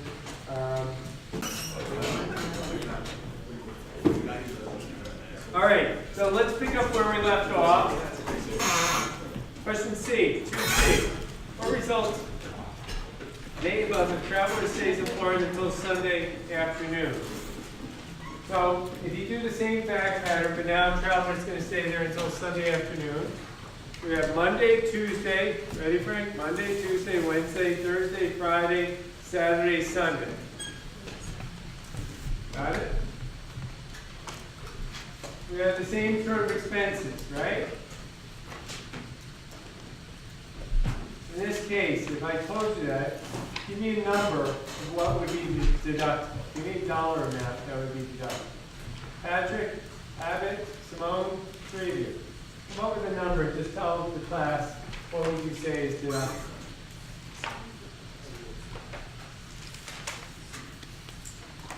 Don't tell me your reason yet, just tell me a dollar amount. Simone? Did you say the same amount, 875? Let me just ask Patrick, are you going to go with the same number? I'm not going to do it. You're not. I don't have a number in my mind. Say again? I don't have a number in my mind right now, but I don't. All right, Abbott, do you have a number? Same amount? Mike? 375? Mr. Perla? The same. Duval? Okay, Duval, I'm gonna hold you to the foot to the fire. What? It's 3 days for business, 4 days for personal, so the airfare. I'm So sorry, you what say was- the airfare is no longer deductible, Right. right? And that's based on regulation 162-2B, right? That's 2B2. But, can anyone fashion their argument to say the airfare would be deductible? Go ahead. You have to get there and back, even if you're there for 3 days. Let's say you were only going for 3 days. Well, let me Fly make, there and one fly thing back. would be easy, okay, let me give you a visual. If this trip were to Hawaii, which is on my bucket list, I haven't been, but suppose you had a business trip, 2 days in Hawaii and 12 days, 2-week trip, 2 days for a very important business meeting, 12 days horizontal. And the airfare, 14 days, let me just make the airfare 1,400. Okay? Deductible or not? You gonna say I that? think the argument that you would break out the airfare, so you'd say the 14-day trip, divided by 14 times 2. Well, does the code permit you to take a proportion, or is it all or nothing when it comes to the airfare? Anyone say proportionate? Anyone say none? Anyone say all? In my Hawaiian adventure. Ben, what do you say? We haven't heard from you. I'm not sure. Go to Hawaii, Frank? Well, if I'm looking at the code, it's saying if it's primarily related primarily to the taxpayer's trade, it's like, this is a really important meeting. Very important. So you can define it that way and not say, oh, the time constraint, the portion of it is. But that makes the trip deductible. Because let's face it, everyone would reclassify their trip to wherever, pick their favorite vacation spot. And even if they had a half-day meeting, say, you know, their future depended on it, right? And Congress did not want to open the door for people to take deductible vacations, right? Where they had a half a day of business and the other 13 days were asking horizontal, all right? So it doesn't really matter how important the trip is. Go ahead. So then why don't people just buy a plane ticket, like a round trip plane ticket, and don't fly back? Like, what's stopping someone from doing that? Like, you have a meeting for 2 days, so you get a round trip flight for the 2 days, and you just don't fly back. You stay there, and you just buy a one-way ticket back, so you wouldn't have to buy. But then it's a sham because your trip is still primarily personal, so the round trip isn't deductible. It is an all or nothing. It's only an all or nothing. So what the authors are testing us here is that certainly we know on one extreme not deductible, right? 2-day business, 1-day business, 10 days pleasure, not deductible. Dan? Can you make an argument for business days? Well, in this case, there could be an argument, you're sent 3 days of business, but your employer says for whatever reason, hey, if you come back on Sunday, the airfare is literally 20% of what it would be if you come back on a weekday or a Saturday. You could possibly get it to be deductible because you're not staying there, right? Your employer is insisting that you stay there because of the savings in airfare. It's hard to make. So my answer is probably $375 would be deductible, but maybe if you could justify Sunday because of the reduction in airfare. Okay? Question mark for your notes, okay? But everyone should have in their notes if business is 1 day and pleasure is 10, the airfare is not going to be deductible. Everyone agree?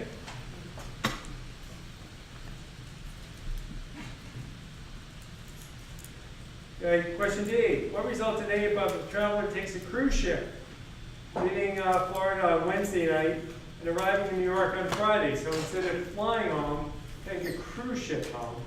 Has anyone been on a cruise ship before? Yeah. Anyone want to make an observation or two about a cruise ship? Those who said yes. When your first cruise ship, what can you say? What was it like? Terrible? It wasn't on a phenomenal experience. Okay, but That's my own. extravagant, any other observations? I have two.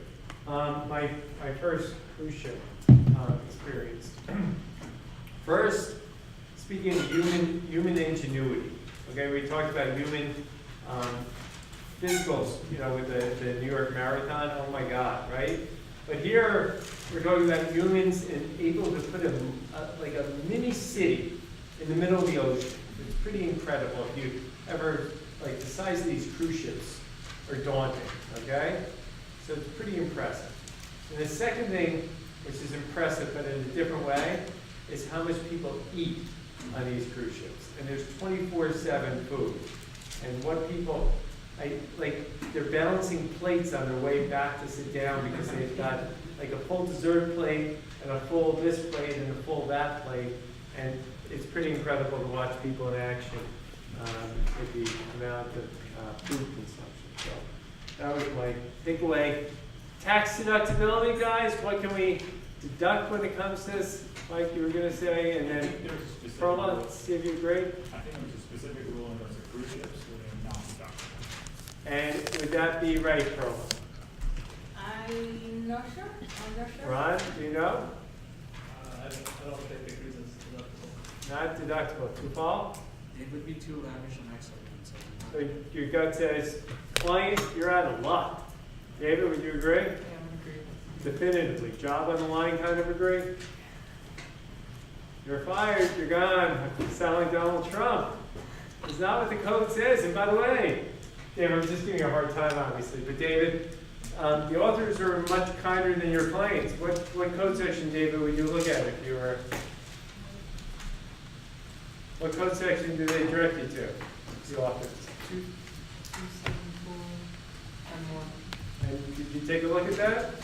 Now you are, right? And David, what does it say? Take a quick look.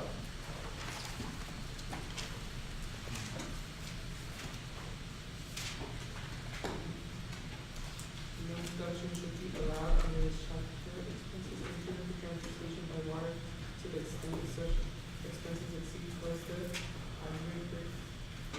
So it does allow a deduction, it's just capped, right?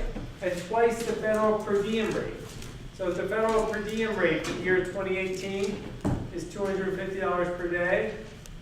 You can deduct up to $500 a day for your travel expenses for the cruise ship, right? Everyone agree? So it doesn't, listen, some people don't want to fly, right? Some people will only take a train, and some people will only take a ship. And this is saying, yeah, you're allowed a deduction, but they're going to cap the amount that's deductible, right? When I say they, Congress has made that decision. Question E. What results in A above? The traveler's trip is to Mexico City rather than Florida. All right, now we're going to Mexico City on a business trip, right? Same fact pattern. Okay?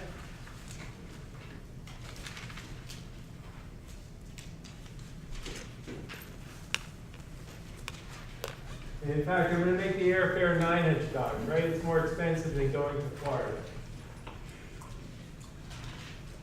What's deductible? Come up with a number. Take a minute, come up with a number.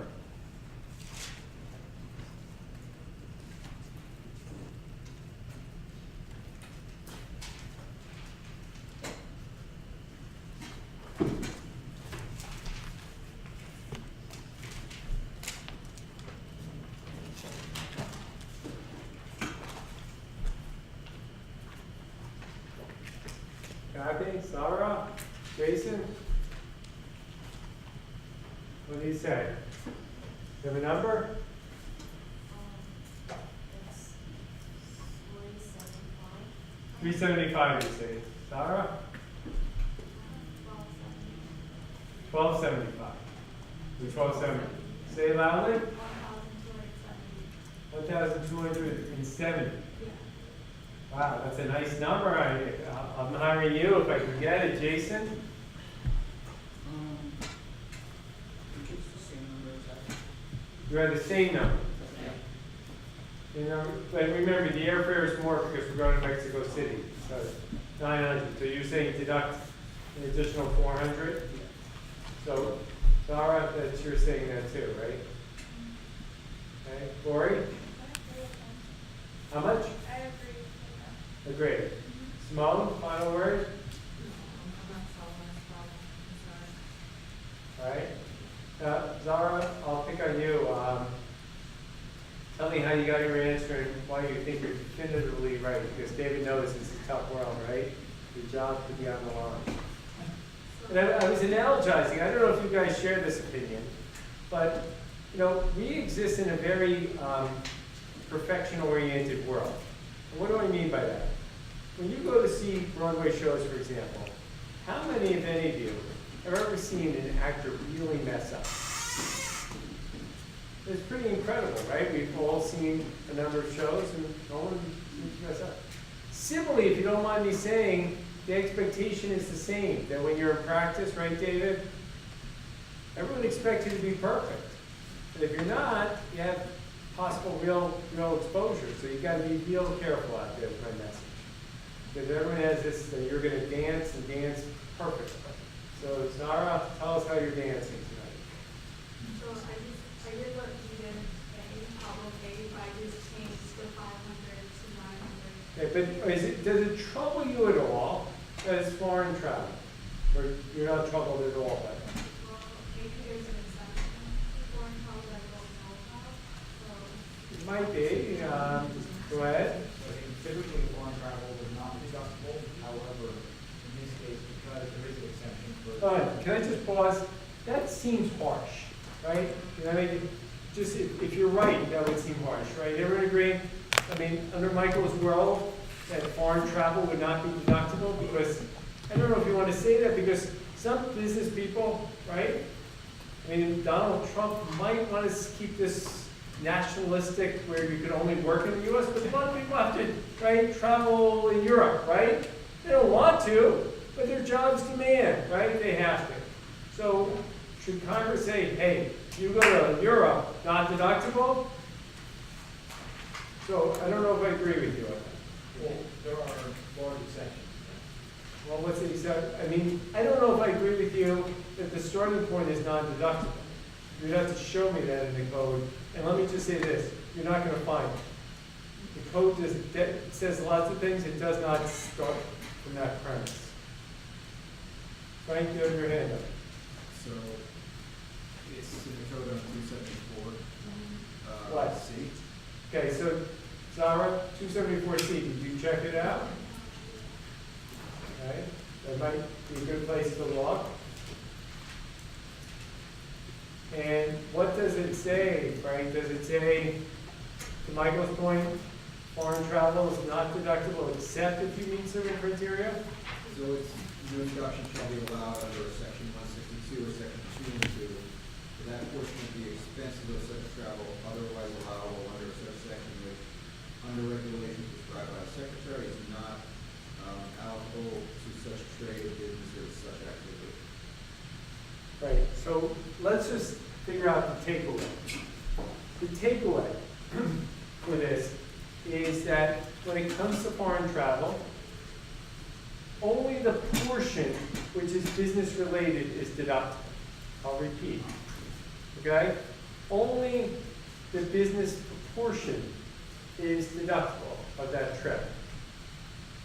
Sarah? So does this problem give us enough information to know what portion was business related and what portion was? Well, if I twisted your arm, Sarah, you tell me, what's business, what's personal? Make up a percentage, but when I say make it up, educated, make up. 25%. Do you have your fingers up? Well, if you held your fingers up, Zara, how many days for business? Read the fact pattern from A. How many days are personal? Well, what percentage is that, Zara? Even on a Monday night, you should be able to get that. Pressure's on. 60-40, sorry. 60-40. Everyone got that? So Zara, before you write this down in your notes, you're like, I'm never coming to class again on Monday night. We're just having fun here, right? As long as everyone understands that. At least I am, so I hope it's at no one's expense. Zara, before you take down notes, what's deductible and what's not in that airfare then? Does this change your mind? You say 60% of 900 is deductible, 40% is not? That would, Dane, would that be right? Rory, right? Definitely, job on the line, right? Definitely, anyone want to disagree? Amanda, you're gonna, It says, exception, and then it says such travel does not exceed 1 week. oh, ouch. Uh-oh. So in other words, the rule is generally it's a proportion, right? Everyone agree? But there's two major exceptions that say this rule doesn't even apply. And the first part of the rule says that the trip doesn't exceed 1 week. You don't even have to apply this rule. You're just back to normal 162, right, Amanda? Yes. And as I check with the 5 fingers up, it's less than a week. Everyone agree? These fingers are so useful, right? So it's very useful. And if the amount of time spent in personal activities 25% or less, or how is it, I don't have the code in front of me, is it less than 25% or 25% or less? Less than. Less than 25%, right? So it's got to be less than 25%. Then this rule doesn't apply as well. So suppose you have a business trip in China. Picture if you will. Someday you might have a business trip to China, and it's a 2-week trip, and 2 days you go to see the Great Wall, because who would go to China to see the Great Wall of China, right? Everyone agree? Yeah. And the trip costs, again, $900 round trip. Can you deduct, and I don't know if anyone has a calculator out there, what's 2 over 14 or 12 over 14? Anyone want to use their phone and tell me? Let's just say 85%. That is, so 2 over 14 I'm is, just giving you. I'm hoping, 85.7? All right, so it's either 14% non-deductible, someone might say, or is it 100% deductible in the back pattern where you go 14 days, 2 days are spent at the Great Wall of China because you're in China and it would be a sin if you didn't go to the Great Wall of China. 100% deductible, none of it's deductible, quarter of it deductible. What do you say? Mike, you were going to say? It would be all deductible. All deductible, right? Because it falls within the scope of the second exception, right?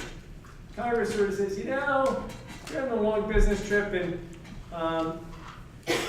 in that particular circumstance, you know, you spend a day or two sightseeing, you know, life is tough as is, we're not going to deny the full deductibility of the trip.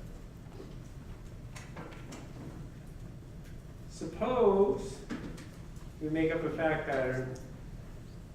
Angel, Matt, Frank, suppose you go to China and you go for very important business meeting for 2 days, and the other 7 days you're sightseeing in Shanghai, and you see the even outside they have a replica of the statues, right?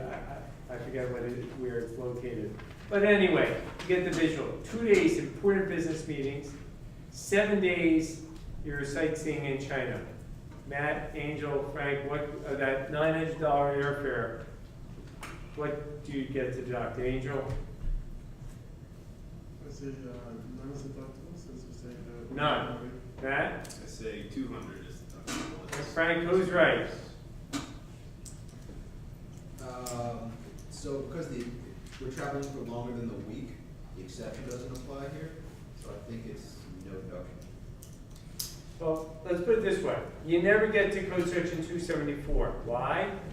Because, remember, Code Section 274 is a limitation on 162, right? Everyone agree? 274 is a limitation on 162. Well, it was never deductible under 162, right, Angel? Because the trip is primarily personal. So it's not deductible on 162. You never get into the proportionality issue, right, under 274. Exactly. Got that? If you didn't get it, let me know. Leo, you got that? I did not. Let me repeat it. If the trip is primarily personal, it's not deductible under 162, right? And here the person spent the vast majority of time sightseeing in China, right? Therefore, you never get into the limitations under 274 because it was never deductible under 162. You only get into the limitation on foreign travel under 274 if under 162 it was primarily business to begin with, right? And then the 274 limitation doesn't apply, the proportionality, if the trip is less than 1 week or the amount of personal is less than 25%.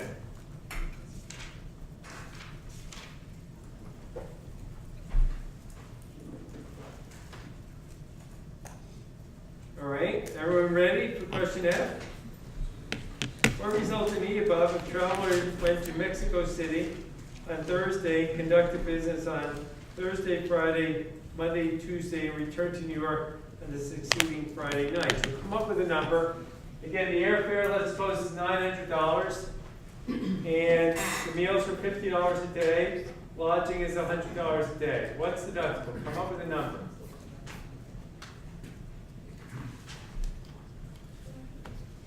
What was the answer to 8?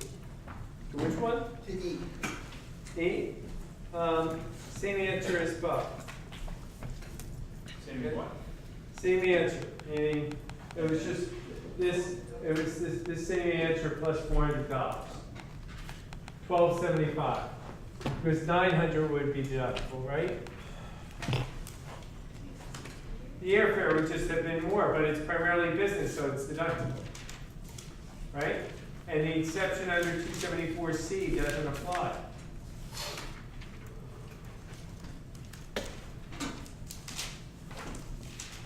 Okay. So only the airfare will apply for that 274C, like the meals and the lodging. Yeah, same outcome. Will only count for the business days. Yeah.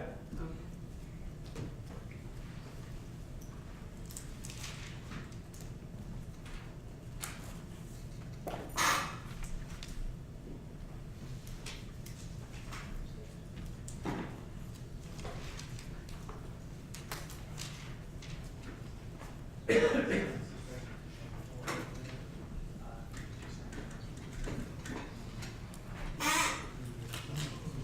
Everyone coming up with a number? I like it. Mike, I see him holding up his fingers. That's good. Everyone should be holding up their fingers and coming up with a number.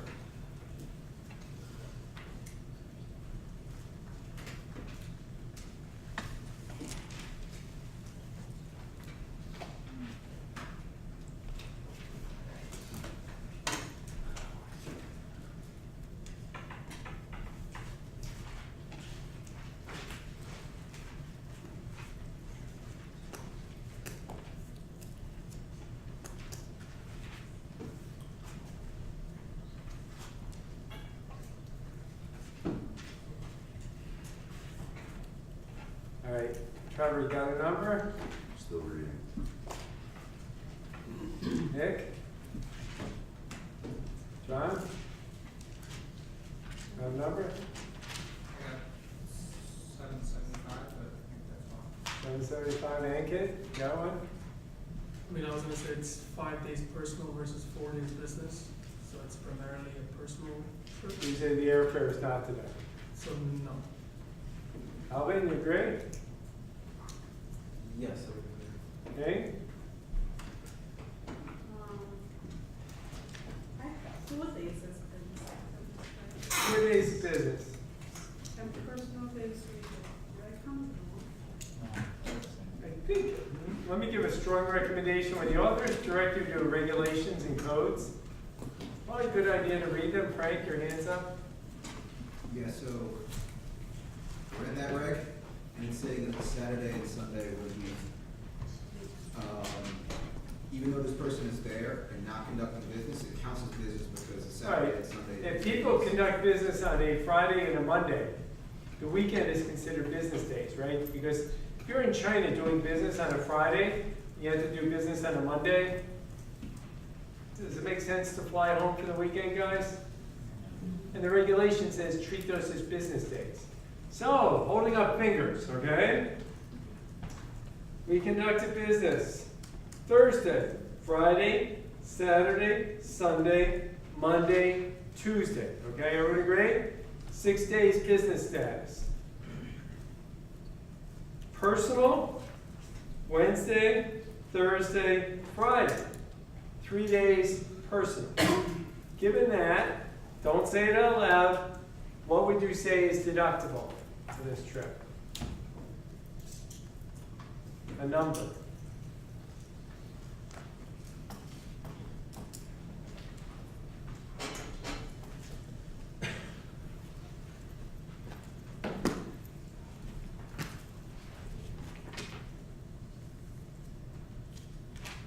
The math should be pretty easy here.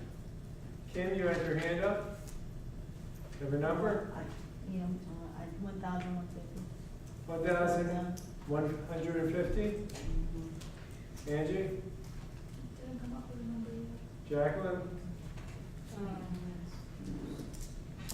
The same thing. Is that Brian? 1350? 1,350? Yeah. Dan? 1350. David? How much is the airfare is deductible, guys? 600. 600, right? Oh, 50 years. Isn't it 6 nights, 6 day business, 3 days personal? Doesn't code section 2, first of all, we meet the requirements under 162 for deductibility. Everyone agree? Trip is primarily business. But then 274C puts a restriction, and neither exception applies, right? Trip is greater than 1 week, and the percentage spent on personal time is less than, exceeds 25%, right? So it's 33.33%, right? So neither exception applies.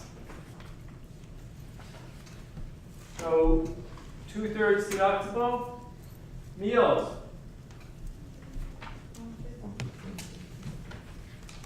How many days? But guys, it's not 150 again. We have 6 days of meals, right? That are deductible. 6 times 50 is 300 divided by 2. 150, right? We said 6 days were spent business status. How many days of lodging? 600, right? So 1,350. How did you get the 600? This 600 is the airfare, 2/3 were spent business status. Weekends don't count. Weekends do count as business days, right? The regulation makes that point. Just repeat the second exception again for the 25%. Is the second exception is less than 25% is personal, then the limitation under 274C doesn't apply. So my example was when you go to China for 2 weeks and you just spend, say, 1 day sightseeing. So 1/14 is It's less than 25. is less than, so then you can deduct the entire airfare, Oh, okay. okay? Which makes sense because, look, you're really just getting to see a little bit of China.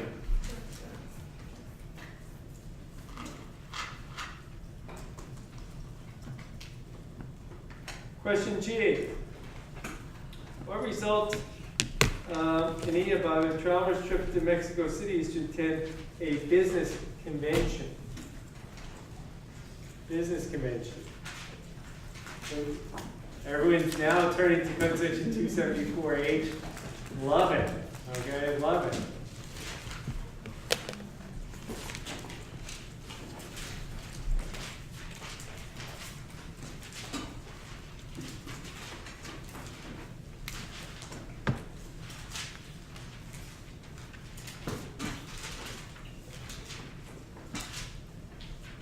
Now, if you attend a business convention, everyone agreed generally deductible, right? You're not going for fun and games, right? You're not going to the beach. You're going to a business meeting, right? Not personal, but suppose you go to Mexico City. So generally it's deductible as a business expense under 162. But what if a case who attends a convention, seminar, or similar meeting which is held outside the North American area, no deduction shall be allowed under 162 applicable to such a meeting unless the taxpayer establishes that the meeting is directly related to the active conduct of his trade or business. Okay? Now, is this convention outside the North American area? Okay, what makes you think it's not outside the North American area? Look at code section 274H3. Everyone open to code section 274H3. Does it include Mexico? Yes. So we are not traveling outside the North American area, right?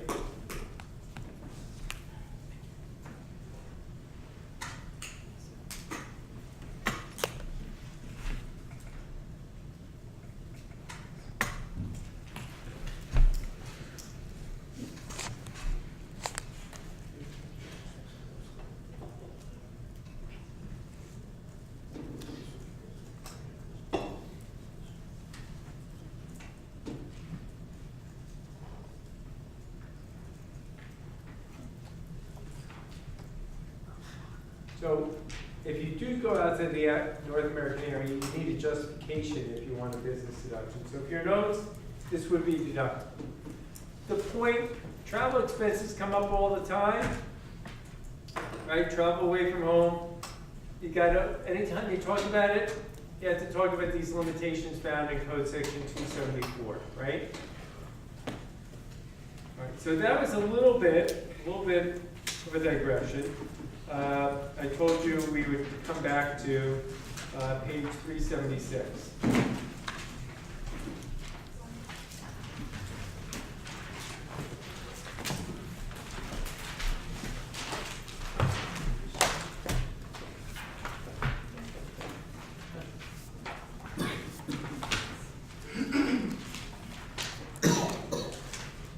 So code section 162A3. 62A3 allows a deduction for all rental or other expenses. Okay. Rentals or other payments. So that makes sense, right? If you make rental expenses or lease payments should be deductible. What happened in Stories and State? Right, Mike? So I think he was renting, quote unquote renting, we got a lease for a sprinkler system. But I think the argument guy, right? Now, is a sprinkler system something that people ordinarily rent? No. No. Okay, so what was the taxpayers trying to achieve here by renting the sprinkler system? Right? So he would get rental expense for it, and it would be tax deductible. Okay. Normally, how long are buildings depreciable over? Commercial buildings, how long do? 39 years. 39 years. It's code section 168C. 39 years. Residential is 27.5. Okay? But if the sprinkler system, say, normally costs $5,000, and you were going to have rental payments, pick it up, like $1,200 a year. So then ultimately you're going to pay $6,000. But you're paying over 5 years, and usually when you pay over 5 years, there's an interest rate component. The taxpayer's objective here was simple. They were trying to deduct a sprinkler system over 5 years rather than, say, 39 years, right? If they could camouflage this purchase in the form of a lease, they could accelerate the deductibility of their expenses. Agreed? Yes. And that was the taxpayer's agenda here. Acceleration of the deductions.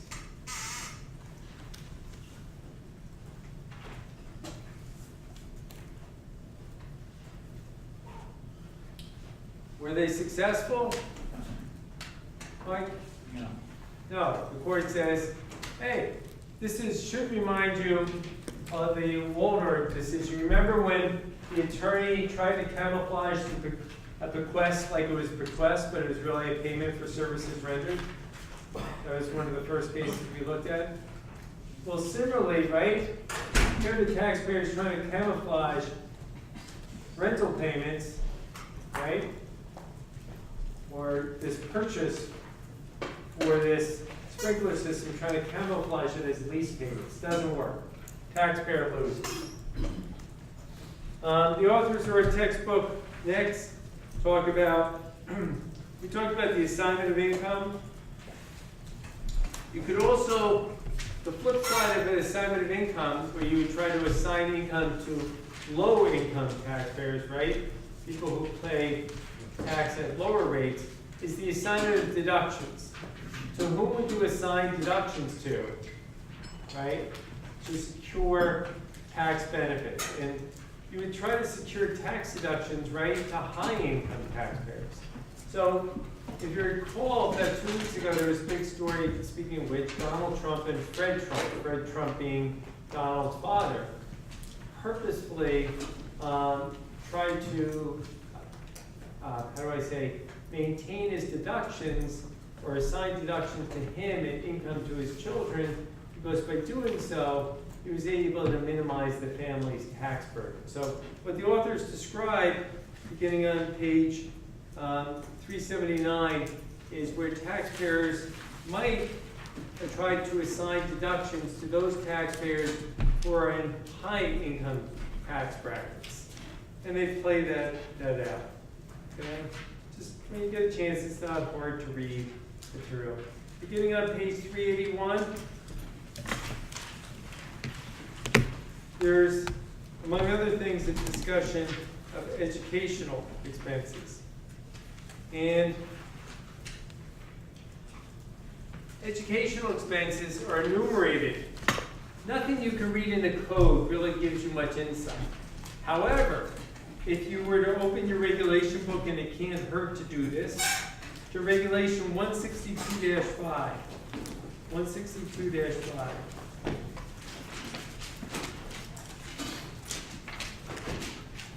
Entitled Expenses for Education.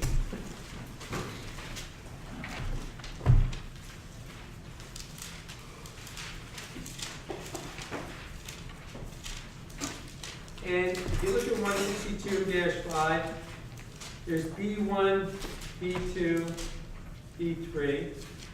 But the important one, 162-5, B2. Those expenses which are not deductible include minimum education requirements. Minimum education requirements are not deductible.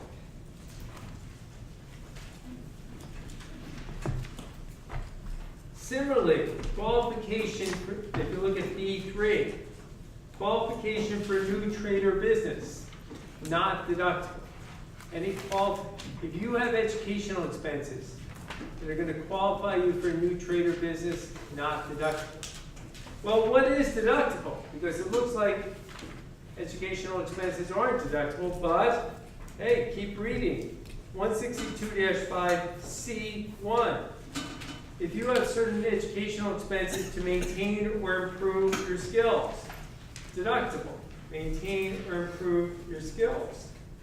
And if you look at C2, those expenses that you incur to meet the requirements of your employer, deductible. And if you look at -5E, entitled Travel Away from Home, if you have to travel away, you incur these educational expenses while you travel away from home. Those would be, assuming they're deductible, those travel expenses would be deductible. So, bearing that in mind, Ben, are your expenses tonight being here deductible? Yeah. Javal? No. And Why do you say no, and then Ben, I'll come back to you and ask you why yes? It's not, I mean, I could argue against maintain or improve my skills, but it's not. You can argue against that? I mean, I cannot, my employer doesn't need me, I mean, I'm not here to meet the requirements of my employer. But are you here to That way- improve your skills? But yes, that's what I was gonna say, but I'm here to improve my skills, so probably that would apply. I So hope could it go would back be- and say deduction. I mean, listen, it's a lot of fun being here tonight for all of us, I hope. But notwithstanding, you might want to have a pina colada instead of being here. But the fact you're here is a testament to your commitment to the profession, that you want to be great tax practitioners.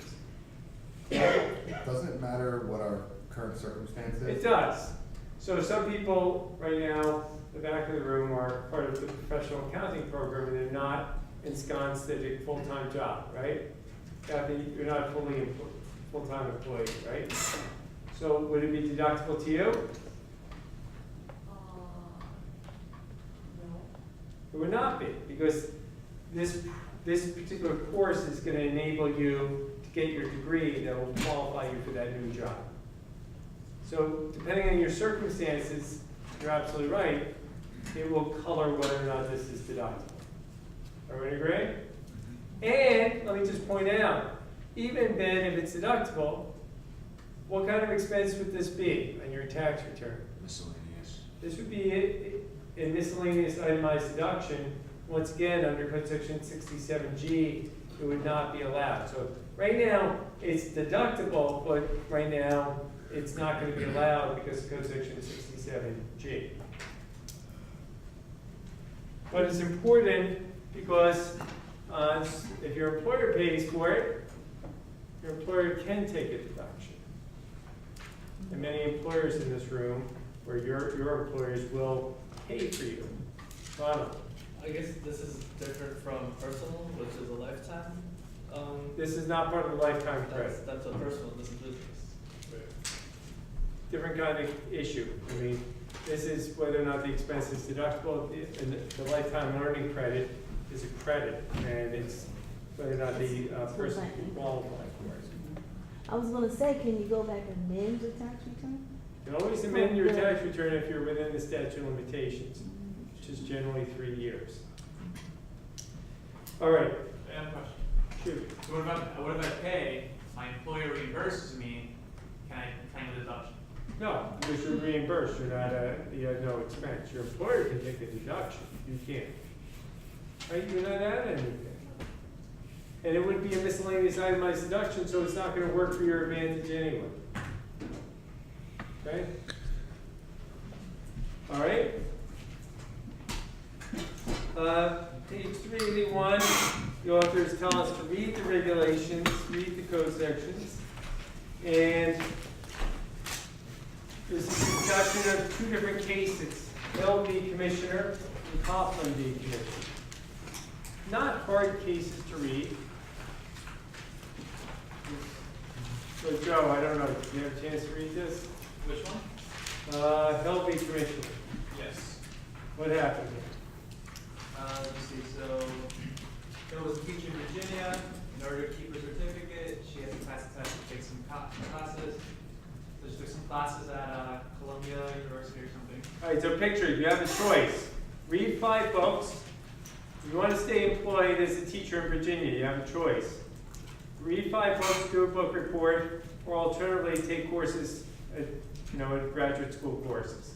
She chooses the latter, goes to Columbia. Keep going, Joe. So she went to Columbia, paid like $239, and she deducted it as a business expense under 162. All right, so she incurs these expenses. She'd like to deduct them, and the IRS says no. Does the IRS prevail at the lower court level?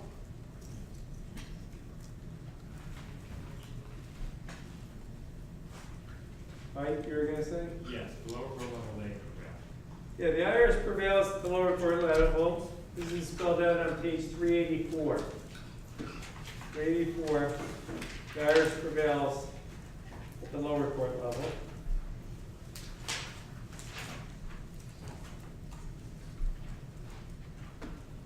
And Joe, do you remember what happens on appeal? Who prevails and why?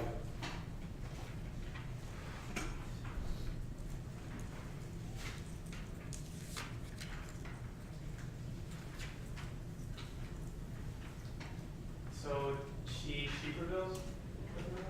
Are you saying that with a question mark, but I don't think I don't know the definite thing, but I have like, Hill went to Columbia to maintain her best position, so the expenses were within the bounds of carrying on her trade. Right, I mean, Mike, you were gonna say? She said, yeah, she won. So I think the prior argument had been because she had the option of reading the books, it wasn't necessary that she had to take a class. This was not what most people did, so in some respects it was extraordinary. Most people just did a book report. But remember frequency, right, Trevor? Frequency doesn't determine outcome. The fact that it's a one-time thing doesn't mean it, like you get sued once, that can be ordinary necessary expense if you have to defend against a suit even though it's the first time. And the court says, look, maybe this is what most people do, but this is an option. And this certainly was ordinary, right? She wasn't doing it for her health. She was doing it to maintain employment with her employer, right? So the court held it to be deductible. How about Coughlin, the commissioner? In this case, I'm just going to ask Ning, what do you think? Deductible or what happened here? And Abbott, did you? Out there, Patrick? So this was one where the taxpayer had to go to a seminar to develop his skills for. 5th Annual Institute, and keep in mind they're up to like the 85th. Okay, this still happens in New York City every year. There's the NYU Tax Institute, right? Keep going, Patrick. So the person attends, they would like to deduct. Yeah, Win or so- lose at the tax court level. The tax court disallowed the deduction. Tax court disallows. What about an appeal? Well, in the end, it was in reverse and remanded back for the allowance of deduction. Yeah, the appeals court said again, hey, person's trying to perfect their, improve their educational skills. Well, in that kind of context, right, you felt that should be deductible, right? You're going to improve, you're not going for fun, it's not a personal expense. But section 262 is personal expense that should be deductible under 162. Not surprising. What is surprising is why the taxpayer ever lost it, the tax court level. That's all I can say. But let's put that issue aside. Taxpayer prevails. Mike? So when we get to this minimum educational requirement that's not deductible, Right. what would fall under that? We're about to see the problems. Yeah, So okay. let's look at the problems where we have on page 389. We have Alice, Barbara, Kathy, and Denise, college roommates who after graduating went on to become a doctor, dentist, accountant, and lawyer. In the current year, after some time in practice as an orthopedic surgeon, Alice, who is often called upon to give medical testimony in malpractice suits, decides to go to law school to better understand that aspect of her medical practice. Okay, let's stop with Alice. We had the surgeon going to law school, so she's better on the witness stand, right? She does a lot of expert witnessing. Deductible or not deductible in that context? David R., what do you say? And Dan, see if you agree, and Brian, final word. I say it's not. Not deductible. Dan? I'm talking about everybody here? No, just Alice, just A. She's the surgeon who goes to law school. I mean, I feel like there's some arguments that you can make for all of these. She's potential going to outcomes. go to law school to make more money, right? Yeah. We've learned that if you spend money to make money, that could be an addition of deductibility. Deductible or not, though, Dan? I think you can make an argument to say it's deductible. Brian, who's right? I'd say it's deductible also, Why? because it's sharpening your skills. Kim, Angie, Jacqueline, final word quickly? I think so too. It's improving her skills because she said that she does a lot of her medical testimony. Okay, so you say deductible. Yes. I say no, because even if she was on a malpractice suit and she's giving her expert testimony on whatever to me, in my mind, whatever. This that will is. help her be a better, but, you know, better on the witness stand, but is it deductible, Jacqueline, final word? And I needed this. You say not deductible. Job on the line, not deductible? You'd be right, you'll keep your job. All right, why? It's not deductible because it does qualify for a new trade or business. And you might say, you know what? This does make her better on the witness stand, but let's be cynical about this. Maybe she hates being a surgeon, right? And she wants to launch a new career, right? So she says, well, I'll just go to law school, and yes, it will help me on the witness stand, and maybe it truly will. But remember, if it qualifies you for a new trade or business, categorically not deductible, period. So this would not be deductible.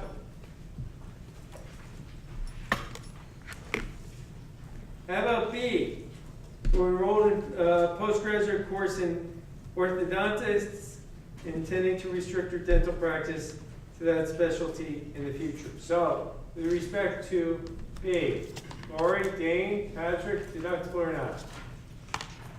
Lori, what do you say? Deductible. Deductible. Dane? I say deductible. Patrick, final word? I'm gonna go with the deductible. And it would be, right? Just like you guys are tax specialists, you being here tonight, probably would, for most of you, be deductible, right? You're improving your skills. How about C, enrolled in part-time law school with the eventual prospects of obtaining a degree so to better perform her accounting duties in the areas in which law and accounting intersect and overlap. So, given what I've said, Ron, Perla, deductible or not?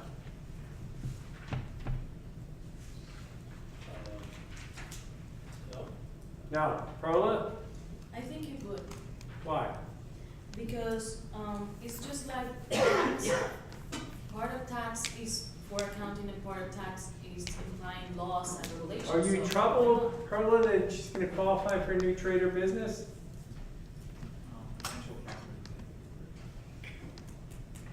She can give up her, after this, she can give up her accounting career and just practice law, right?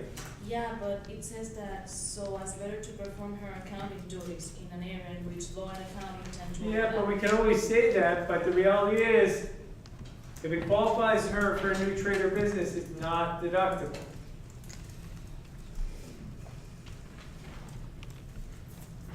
So how does that work? Because in my company, we have a guy who's a lawyer, but the people working under him are all tax guys. So they do tax law. So is that accounting or is that being a lawyer? It depends on what their original degree is. Right? Well, what do they have both?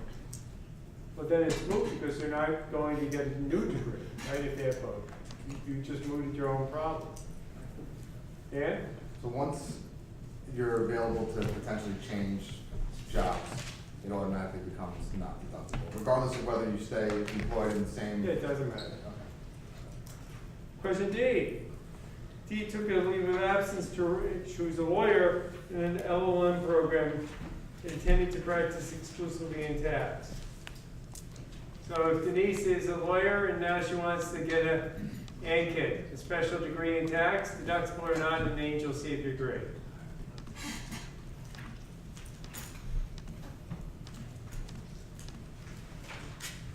Deductible. Deductible. Angel, agree? And final word, Alvin, agree? Deductible. Yeah, right?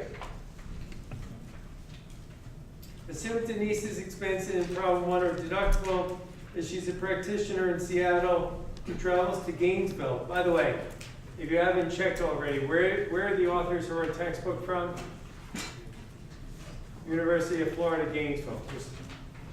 Just saying. And suppose Denise went to there to get her degree. What expenses in addition to tuition and books may she deduct?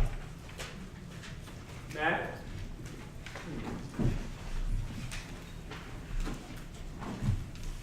David, see what you guys say. Matt? David?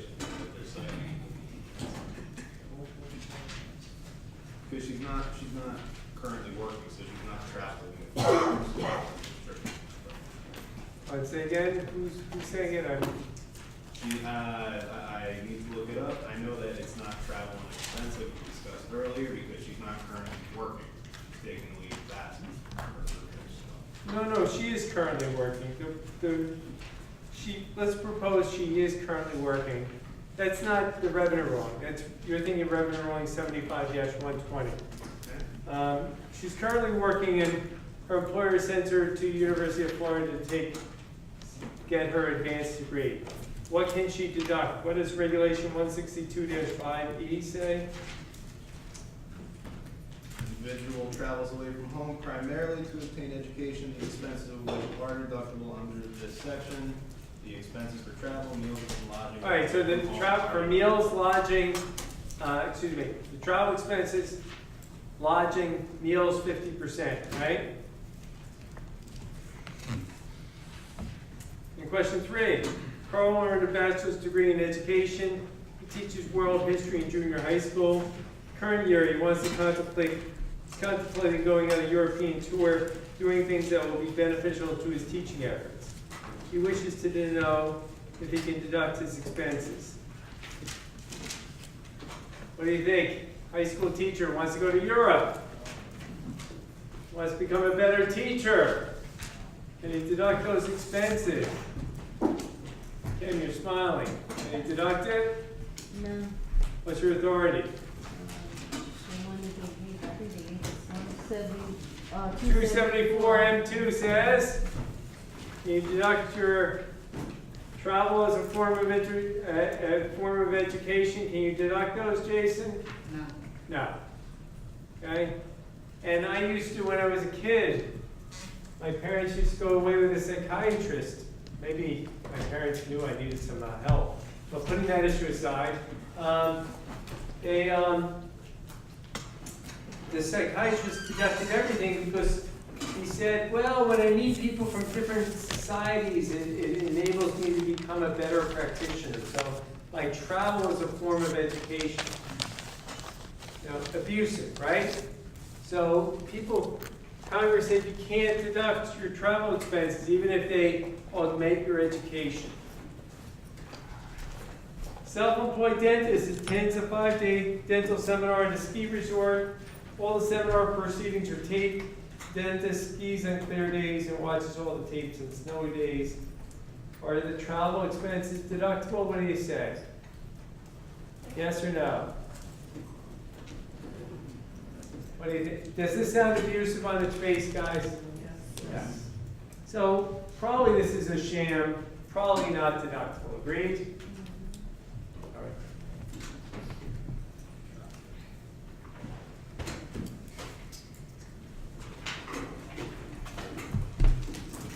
Now,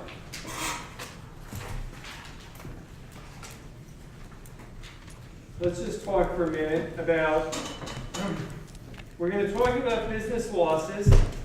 Okay, that will be easy. And then, if you turn to page 394, we're going to talk about depreciation. And you're going to add to your repertoire, growing repertoire. You're going to have to know code section. Here's a few code sections. 167, 168, those deal with depreciation. Then, you're going to learn that there's code section 179, bonus depreciation. And there's code section 280, capital letter F, 280F, that deals with restrictions on depreciation. And now that I'm saying this, I am going to, in the back of the room, I have a handout that deals with depreciation deductions. Now, why do I have this handout? This deals with something called the mid-quarter convention.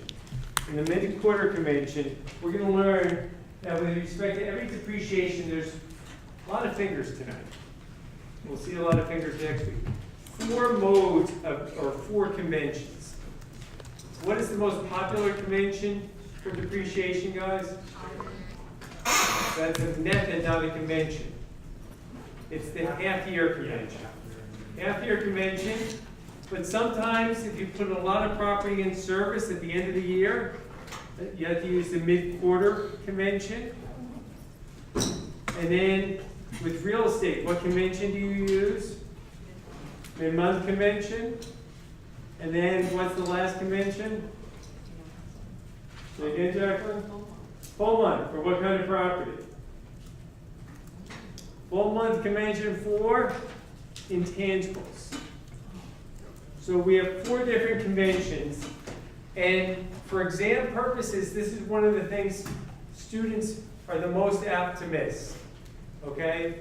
They forget to apply the convention. So for next week, you gotta really read the rest of chapter 14, dealing with depreciation. I'm gonna leave this sort of where Frank is. It's a 1-page handout. So if you, as you're leaving the room, I can leave some down here. So if you come this way, I'll leave some of these here, and then I'll leave the other portion up on the top level, okay? So I'll see everyone on Monday.